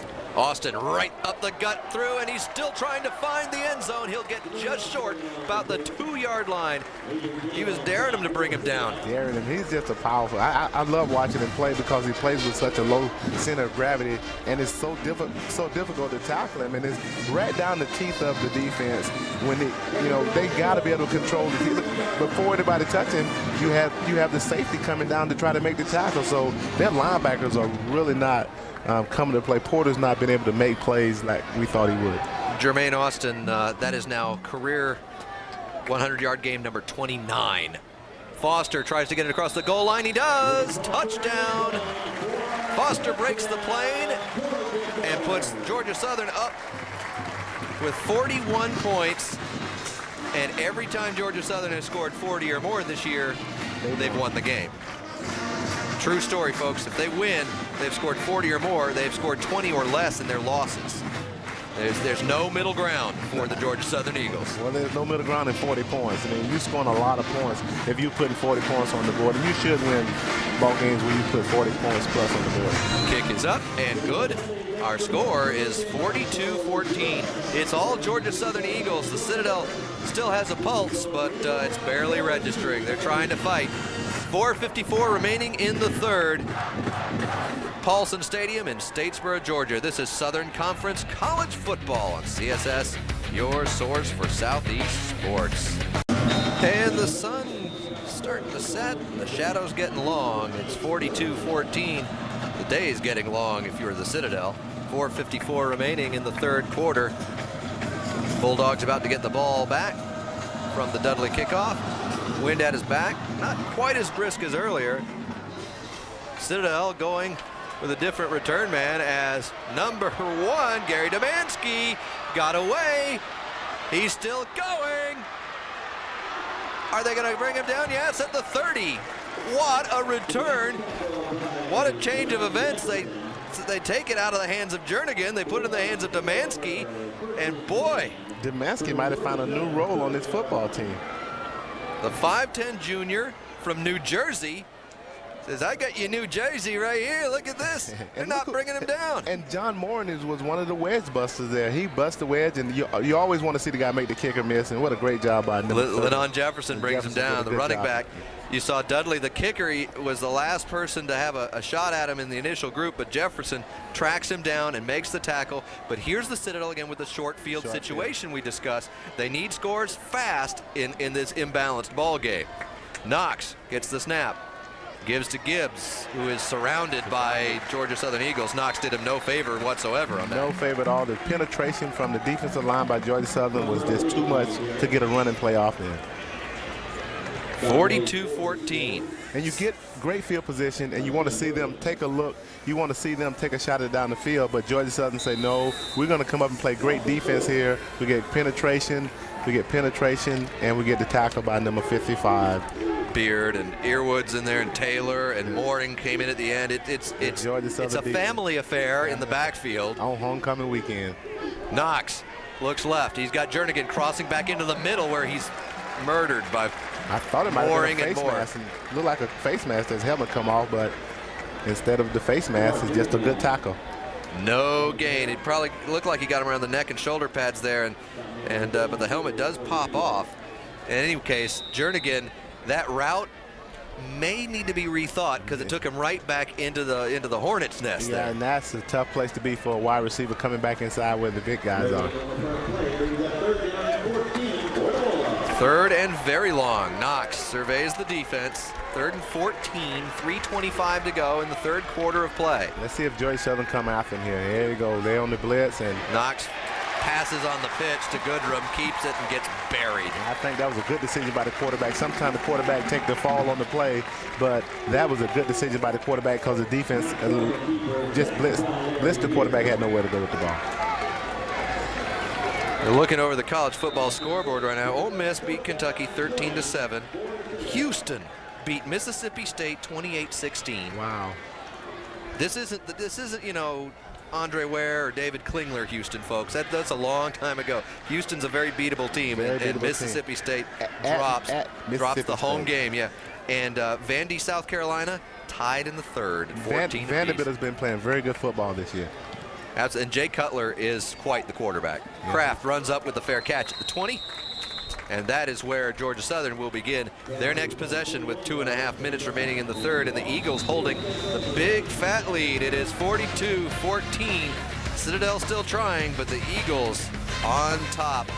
You're watching CSS. 42-14 favoring Georgia Southern. And hey, look, those two retired jerseys. I've been looking for that shirt. One of them's number 8. That belonged to Tracy Ham. Tracy Ham sitting right up here in the booth. I finally found it. I hadn't seen that in a while. Georgia Southern always enjoys a tremendous advantage here at Paulson Stadium, and today is no exception. 42-14. Just when you think Georgia Southern is out of the hunt, they really have to run the table to get into the playoff, I believe. You know, I don't think they can stand another loss and expect to get in the playoff. If they win out in conference games, then they may get an opportunity, and if somebody else loses, so they need help. Smiley's in at quarterback, rolls left and decides to keep it. He's got some space, and he's across for a first down out to the 30. Yeah, the remaining schedule for Georgia Southern, they've got a big old trip next week. They've got to go to South Dakota to play South Dakota State. It's 1,400 plus miles, I believe. I think that was. And they're just putting thousands of miles on their frequent flyer this year. There's Darius Smiley, the junior from Pensacola, number 9. He's put some touchdowns in this year. He is a very capable quarterback who just happens to be behind another very capable quarterback on the depth chart. And you like to see good quality backups, kids that can come in and play and move the offense or wherever position they're backing up in and move them just as effectively as the starter. Georgia Southern has the luxury of having 2 good solid quarterbacks. After that game in South Dakota, it's time to play Furman, and that game looms large on the schedule. That may be why Furman's name was slipping out of my mouth, but that's just a no-no in this part of the country. I mean, Furman is one of those ball clubs that when Georgia Southern Furman play, no matter what the records are, and Furman happened to be playing really good football this year as well, so it'll be an interesting test for Georgia Southern. Austin up the middle, fighting through tackles, and gets out to the 45. I think this one you would like to see Georgia Southern. They got 2 senior B-backs, or what we call fullbacks. You'd like to see them have a young guy come in now and play, because Austin as well as Brendan are seniors. Now it's time to develop another one in these type of situations. I think this one may have gotten Georgia Southern in a little bit of lack of playing time for Foster when he played, because last year he played wide receiver. So this is the time now to get your young guys ready to play. Give them some game experience. Smiley on the keeper around the left side and across midfield. We also see out there number 7, Steve Steele, who we saw catch his first career touchdown in one of our CSS games earlier. Certainly, that was an exciting moment for not just for him, but for the entire football team. And you really like to see that, teammates enjoying the success of another teammate. When the Eagles have it rolling, they really know how to spread it around, share the wealth. We keep calling different names, yes. Carrying the football, catching the football, and scoring touchdowns, and that ends the third quarter. They don't have far to go. They're right at midfield once they change directions. 42-14 is the score. All Eagles going into the final quarter of play. You're watching CSS, your source for Southeast sports. Homecoming time in Statesboro, Georgia. Good time had by all, as we say. Celebrations, parades, lots of fun. And I think right now there's as much fun going on stands and around the stadium as there is on the field for the Georgia Southern folks. Yeah, homecoming is always a good time, not only for the school but the community as well. It has just a big impact on the community. The vendors around town reap some of the benefits, the hotels, the restaurants. And then it's just people just coming back enjoying one another's company. And so the fourth quarter has begun. Smiley keeps it and runs through and around the defense on the left side. He is wrapped up and brought down by number 18, Sean Grant, another one of that linebacking core. And you know, we haven't had too many opportunities to salute them. We thought coming in that those linebackers for the Citadel would be big players in this, but Georgia Southern's been running all over them. Look at the attendance figures for today. Big crowd on hand. Certainly, Georgia Southern fans have come back to support him, and that was the difference between Smiley and Foster. Foster may have been gone there, and Smiley does a good job, and he picks up a long game. Austin still in the game, gets across the 30, and Tracy, I know you'd like to see someone else perhaps get a chance here. Austin over his 100 yards and deep into the ball game, and there you see his 29th 100-yard game in his career. He's the second on the list all time in the conference. But he's proved his point today. Yeah, he didn't. Just as you said, that Lance Turner comes into the game at fullback for Georgia Southern. So your coaching ability certainly is on its way. And I believe he's only behind Adrian Peterson on that list of 100-yard games. That's not a bad gentleman to be behind. Not at all. Did you ever get an opportunity to watch? Maybe there'll be a 6 on this wall before Stu Tooling. No. Did you get an opportunity to watch Adrian Peterson play? Yeah, there's that jersey. An amazing thing to watch. He was a great talent. And not only was he a fabulous football player, but he was just a great kid, great teammate, very humble to the success that he had, and just a real good football player to watch. Misdirection there and kind of a train wreck of Georgia Southern players. Smiley kept it and didn't get very far. Been a good time to get the Turner in because he went right through the line untouched. He did. That was number 39 Lance Turner, who leads the team in special teams tackles. He's getting a chance hopefully to carry the ball. We'll see if he gets his hands on it. And this what makes football fun. When you get an opportunity to play on days like this, your family's here, it's homecoming weekend, you put your work in, and so you get an opportunity to play. 4th down play, they're just going to go for it. 4th and 5, Smiley rolls to his right, and Porter jumps the block. And the pass is complete for a 1st down to Kraft. Teddy Kraft has done a really good job of just catching everything thrown his way today, and that would have been his 3rd catch today, but he's done a good job. He's been around the football today, and you always like to see Teddy Kraft. So good things happen when he's around the football. And Porter Johnson on the left side of your screen is going to give it his all to get in there, but not quite. Not quite. And the completion. Good job by it. And that's what I like about Smiley, because he'll hang in there, and then he'll throw the ball downfield. The Jordan-esque Teddy Kraft as he goes I knew that was going to come back to haunt me before the day was out. Oh, gain of about 4 to about the 15-yard line there. There's Lance Turner. Now, want to look at something else going on right here. Who's this fella? Who is that young man wearing number 8? No one else is wearing number 8 again for Georgia Southern. Tracy Ham, everybody, my broadcast partner here back in his days, lighting it up for Georgia Southern. Smiley keeps, tucks and runs inside the 10-5, touchdown Smiley. What a great cue for Smiley to score right after you show those highlights. He was inspired, Tracy. I think he felt the movement I there. think he would have got number 8 had it been available, but he opted to get number 9 because that's the next one up. So 48 points, the 7th touchdown for the Eagles. And if you sit Citadel staff, you got to think, where did this go wrong at? Where did it go wrong at? And it obviously went wrong when they turned the ball over for a score. But I think they just didn't manage themselves well when they had an opportunity right before half. 2 scores before half, I think, essentially did them in. They even changed up kickers on that. Number 40, Bo Galvin kicks the extra point. A lot of folks getting a chance to take part in this game today. And why not? It's 49-14 Georgia Southern. You're watching CSS, your source for Southeast sports. 49-14, the Eagles leading the Bulldogs. 11:23 remains in the game. Citadel about to receive another kick. And don't miss a triple header of live college football Saturday on CSS, starting with a Big Ten matchup between Indiana and Michigan State at noon. Chattanooga meets App State in a Southern Conference showdown at 3:30, followed by at 7 by West Alabama and Henderson State. A full day on CSS, your source for Southeast sports.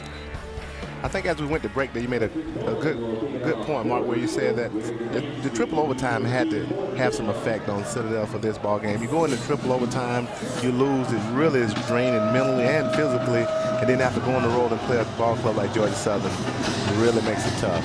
And the Eagles keep putting fresh legs in at every position, and Citadel just doesn't have a lot left in the tank. And it's gone downhill, you know. From the second quarter on, it's just been a tough hill to climb for the Bulldogs.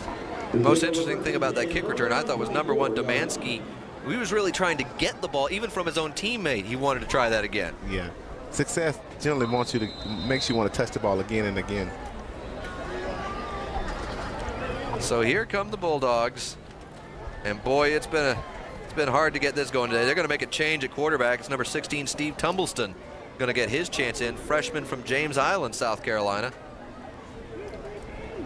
will be put under the gun now. And I think that's a good move, because they realize if they're going to have some success, it's going to be with Knox. And Knox didn't play a really bad ball game. He never did anything spectacular for them. They just couldn't get anything going offensively that would have any impact on the ball game. Montrell Lee with the carry, gain of 4, 10:55 remaining in the 4th quarter. And Citadel may be looking for some consolation scores to make the final look a little more cosmetically pleasing, but this one has been a non-issue for a while. Tumbleston, the handoff to Lee again. Rumbling and rolling forward for a first down to just shy of the 40. Well, they call it the 38. And what you like to see as a team in this situation, and we've had to speak about this before. What do you do when in this situation if you're the opposing team as to the team with the lead? You continue to play hard. You continue to get people in there that you want to see play the game. You want to see how your kids respond. Do they lay down or do they continue to play hard?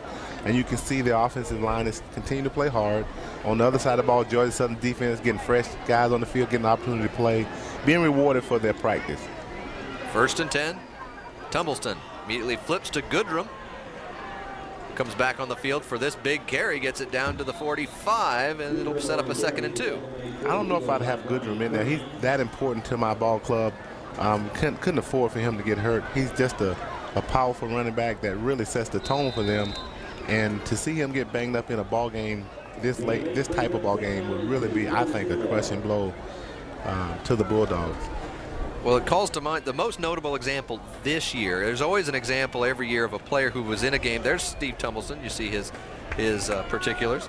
The game, the Alabama-Florida game earlier this year, where Prothro broke his ankle late in the game when he probably arguably should not have even still been out there in a runaway ball game. And certainly puts your team at a disadvantage as you go on through the rest of the year.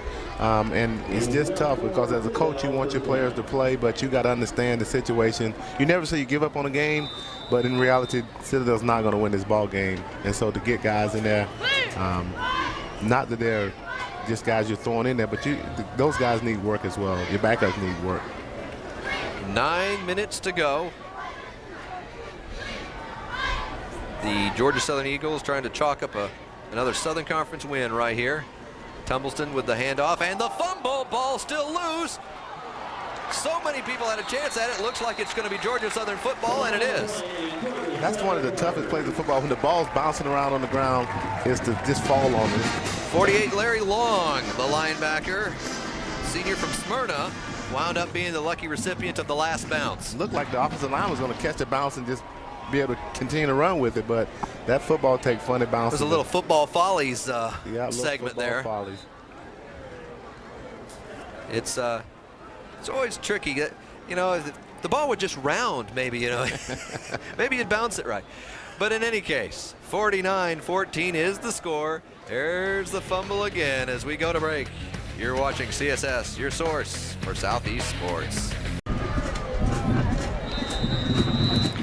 8:51 remains in this ball game, and it's Georgia Southern football again, coming off the turnover.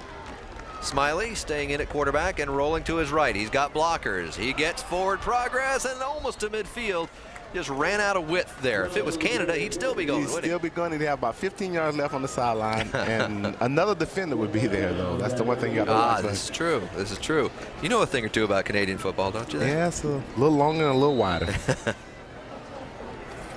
Smiley, number 9, the quarterback. But, Mark, in these situations, coaches will still coach because they understand that there's another day to coach after this day. And so you'll see on both sidelines, coaches still coaching very hard in order for them to get ready for the next game. Explosive total yard figure. Georgia Southern, 463, over about 200 yards better there than what the Citadel's been able to put together.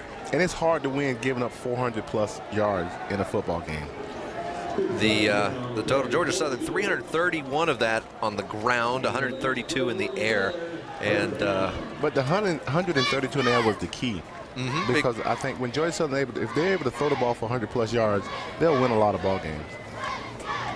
Yeah, those first 6 completions for 120-plus included a touchdown and a lot of big plays early that they were thrown at the right time, I think is the key to that. 1st and 10. Smiley hands off up the gut.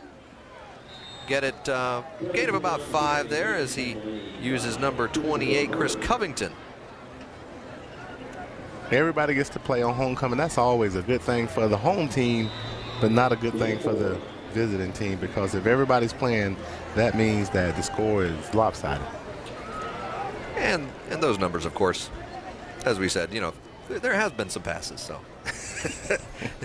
But how many Georgia Southern players have touched the ball now on the ground? We've got 3, 6, 9, 10 different guys running the ball for Georgia Southern. It just seems like they just plug in just about anybody now. And I say that to say this. what an offensive line day for Georgia Southern. Haven't called the offensive line today at all for Georgia Southern, but you know they're doing a good job when they established their fullback early. I thought Georgia Southern got the game under control when they established their fullback, and that means their offensive line controlled the line of scrimmage.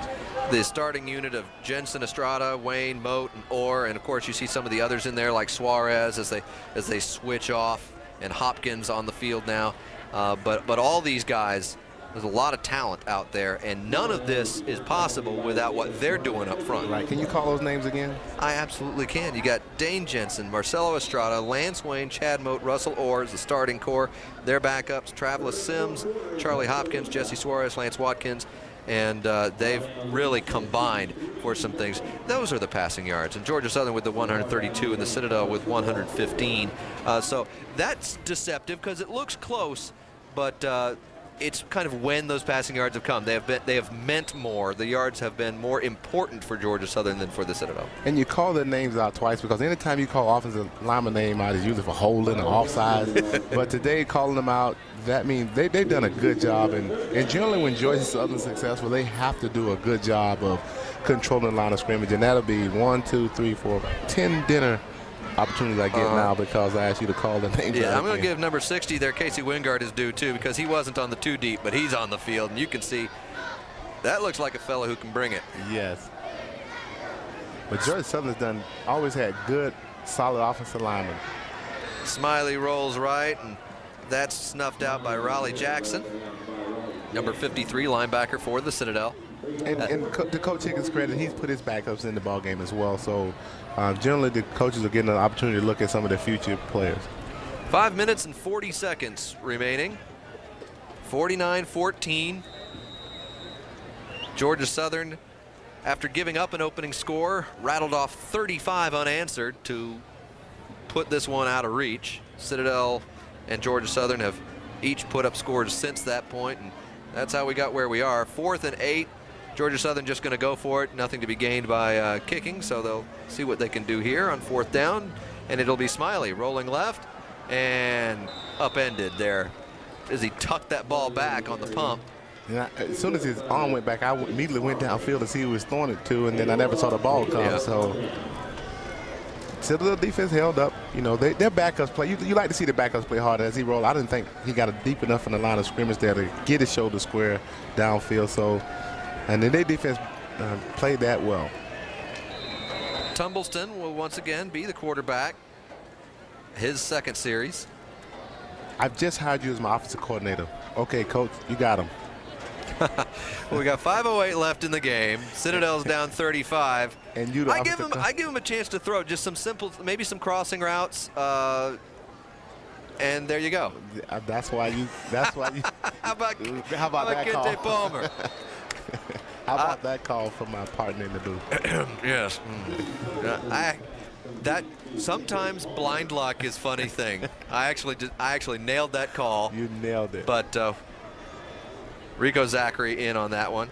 But yeah, give him something to work with. Tumbleston, he had Palmer, who's got good hands coming across, a very visible target for him to work with. Now it looks like he's going to try and go toward it out, but not as sure hands there from Weigel. Well, I think you continue to throw the football because you want to continue to develop your quarterbacks. He's a freshman, and you want him to throw the football because you never know when he'll be called to duty when the game's on the line. So you continue to develop your kids.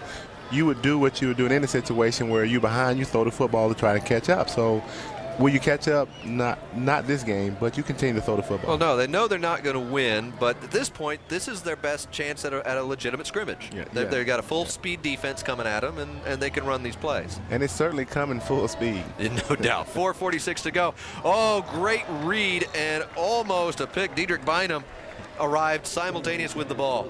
That was a great read by Bynum. He just stepped in front of him and couldn't hold on to it. So you'll go in the film room and say, now, look, we don't throw that in these situations, quarterback. So you give him some live action, and that's what you want your quarterback to do is throw against live action. And the defense of Georgia Southern is certainly playing really inspired football, and Bynum did a good job of jumping the route. He sold out for the interception and coulda, woulda, shoulda had that one maybe. Shoulda had that one. And they've been running that little smash route all day where they take a couple steps in and they come back out. We call that the smash route. And so we'll see if he throw the ball downfield. Tumbleston throws that to no one. His Downfield. receiver, Jernigan, cuts in instead of out. And that's just time, and he hadn't gotten an opportunity to work with Jernigan much. And so this is good reps for the quarterback. And I always like to see coaches continue to throw the ball, try to advance the ball. You've seen a lot of respect out of Georgia Southern staff to the Citadel staff because they've been continuing to run the ball to try to get the clock going. Right, and 4:34 is on that clock right now. So not a lot of ball game left. They're going to go on 4th down, 10 to go. Ball at the 48 of the Citadel. There you see Tumbleston, the freshman. Georgia Southern bluffs a blitz and pulls back out of it. Tumbleston going deep downfield. He's got a man knocked out of his hands by Zachary. What a play. Tyler tried to haul it in. Tyler still shaken up on the play. Zachary knocked the ball out and rang the bell of Tyler. Now that's a little unfair because that's the #1 Zachary against the backup receiver. So, and he's still down. So we'll step aside for just a moment while they tend to that. It is 49-14 with 4:26 remaining to go in the game. One more look at the pop and knocking the ball out. You're watching CSS, your source for Southeast sports. Coming up next, college football continues on CSS. Tusculum Bexon Catawba. There's Coach Mike Seawalk. what can you imagine he's yelling now other than, hey, let the clock run, let the clock run, let me get to the homecoming celebration? Coach Higgins. Well, as you said, you never stop coaching. You can't. You can't let up because you never want your players to let up, and they can't see it in you, so you coach all the way, 60 minutes. Certainly coach all the way, and because you never know when any of these guys will be pressed into action. And you don't want to see that, really. Smiley calls a timeout. There's 4:26 left in the game. And they've just gotten the change of possession there. And 49-14 is our score. And this is what I'm told. You see it. You know what it means. Yes, ladies and gentlemen. Elvis has left the building. And it's all Georgia Southern. And they're the banners to prove it. This has been a banner day in Statesboro. It's a little visual symbolism we bring to you here on CSS to convey a point, and the point is it's 49-14. And not sure why why Georgia Southern had to go to timeout. And I know people excuse me for saying we and us and Georgia Southern. It's hard not to. Well, you know, I'm not the one with my jersey stuck on the wall here, so. Well, I tried to give you a uniform, and you just would not take it. We had a position for you. We call it the Wedge Buster, and you refused to go in the game and do what the coach asked you to do. Yeah, I was busy. Yeah. Wedge Buster. No, thank you. Human cannonball is the equivalent of that. 4:26 to go in the game. Georgia Southern comes up to the line. A little unbalanced and offense. Smiley looks to pitch left and does so. He's got number 12, Sylvester Lake. That's right, Sylvester Lake. There's a name we haven't called. Yeah, hadn't called that at all. Georgia Southern with a little unbalanced offense there, where they take the tackle from one side and put him on the other side with the right tackle. The left tackle go to the right tackle, and he becomes a tight end. You see, they call it an unbalanced set, and they actually run to the unbalanced side. And a good little run, that nice cut inside. Now, I know we had a backups, but I guarantee you they're trying to score the football. Oh, every one of them wants in the end zone. There's no doubt about it. And, you know, you got to line up. It's the other team's job to stop them, too. It's a little unbalanced set again. Turner somehow says, these tacklers mean nothing to me. He had two guys on his back in the backfield. Turner's been doing a lot of tackling. Now he's become the guy who's getting tackled. Yeah, it's a fun reversal probably for him. Here's a fascinating fourth quarter score. Alabama 3, Tennessee nothing. Fourth quarter. You sound surprised. Well, I thought there'd be points on the board in that game, not just 3 of them either. Well, I'm not surprised that Tennessee hadn't scored because Alabama. Well, I'm not surprised that it's a 3-score game because Tennessee and Alabama both play very good defense. A little smash mouth football there and a short gain for Smiley and the Eagles. Clemson leading Temple 37-7. Or actually, that's a final. Sorry, Clemson beat Temple 37-7. Temple had a rough run. Yes. And Wake Forest leading NC State 27-19 at the end of 3. So many interesting doings around college football today. Smiley, pitch at the last second there, gets it out to number 5, Melvin Greer. It's a very interesting little set that Georgia Southern's running here. They're going with the unbalanced set, and they're causing the Citadel defensive line to shift to the unbalanced side, and they're running back to what they call the nub side. Some big numbers out of some Big South games today. Gardner-Webb beat VMI 55-52. 55-52. Charleston Southern over Savannah State 48-28. As we look over some of the other regional scores today. High-scoring day in college football. And South Carolina finally pulled away from Vanderbilt a little bit. Fourth quarter score there, Gamecocks 28 and Commodores 14. As each school needs that win basically to push toward bowl eligibility. Yeah. In the SEC now and some of the other conferences, it's about becoming bowl eligible now. And it's a little different in 1AA. I really love the format in 1AA where if you're a conference winner, you'll get an automatic bid, but then they have a couple selection bids where you get invited. And so what Georgia Southern is doing is they're fighting for an invitation to the playoffs. 2 minutes and 10 seconds to play in the fourth quarter. And blitz shown by the Citadel, and well played. Number 53, that's Raleigh again. Raleigh Jackson from Orangeburg, South Carolina. He knew the snap count and may have been in the huddle on that one. Well, Georgia Southern, the Citadel decided just not to continue to allow Georgia Southern to drive the ball down the field. And you see him just time the blitz up very well, and guard couldn't come down on him at all. And he's all over Smiley.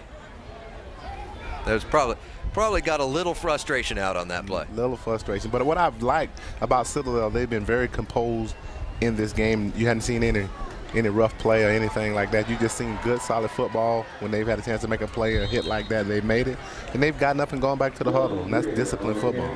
Smiley pitched to Greer there. Henderson and House combined on the tackle for the Citadel. And we are down to a minute 10, 1:10 on the clock. As it continues to scroll on down, Georgia Southern had this one from shortly after it began. The Citadel scored first. Well, you'd hardly know it now.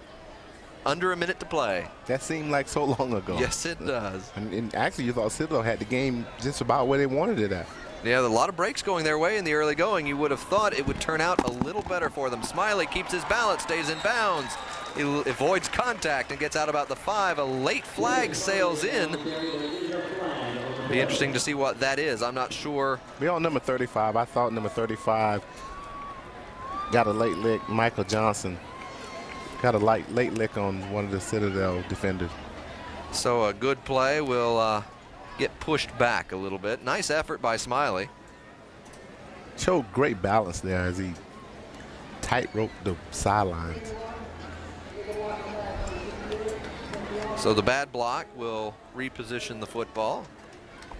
They'll go back to about the 17. 42.9 seconds remaining. This is our third Georgia Southern home game brought to you here on CSS of the year. We had Chattanooga earlier and then Western Carolina, and now the Citadel all coming in for Southern Conference games. And it has been a pleasure being here. And Tracy, I know you've had a lot of fun. I have had a ball working with you, Mark. You've shown me just a whole lot of tricks and trades of the business, and just watching Georgia Southern win these ball games has been a good experience. And it looks like the most coaches' favorite play, the kneel down, because if you're using it, that means you're where you wanted to be. And you like to see that. Coach Seawalk, I think, has just shown great respect for the Citadel Bulldogs, and throughout the ball game, you can see the respect with both coaches have with one another and their ball clubs. And I just think Citadel is really, I think they're shocked by how they end up playing. They started off well, they just didn't finish well. I think they just ran out of gas, and Georgia Southern just dominated the game. And as a homecoming, that's what you like to see. When you're the homecoming crowd, you like to see your team dominate. Now everybody can go and celebrate.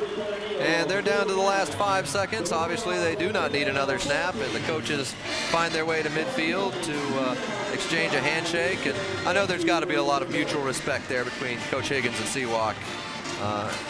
even though the game did not turn out to be very even, there was a lot of good play on both sides. Certainly was. I thought that Citadel showed some promise. I think they got a young quarterback, and then you'll see. I think you'll hear a lot from this ball club and Coach Higgins as he grow into his ball club.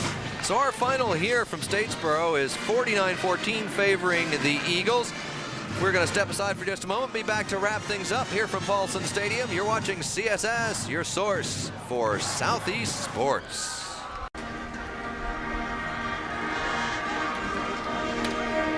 49-14, the final score, as Georgia Southern all over the Citadel.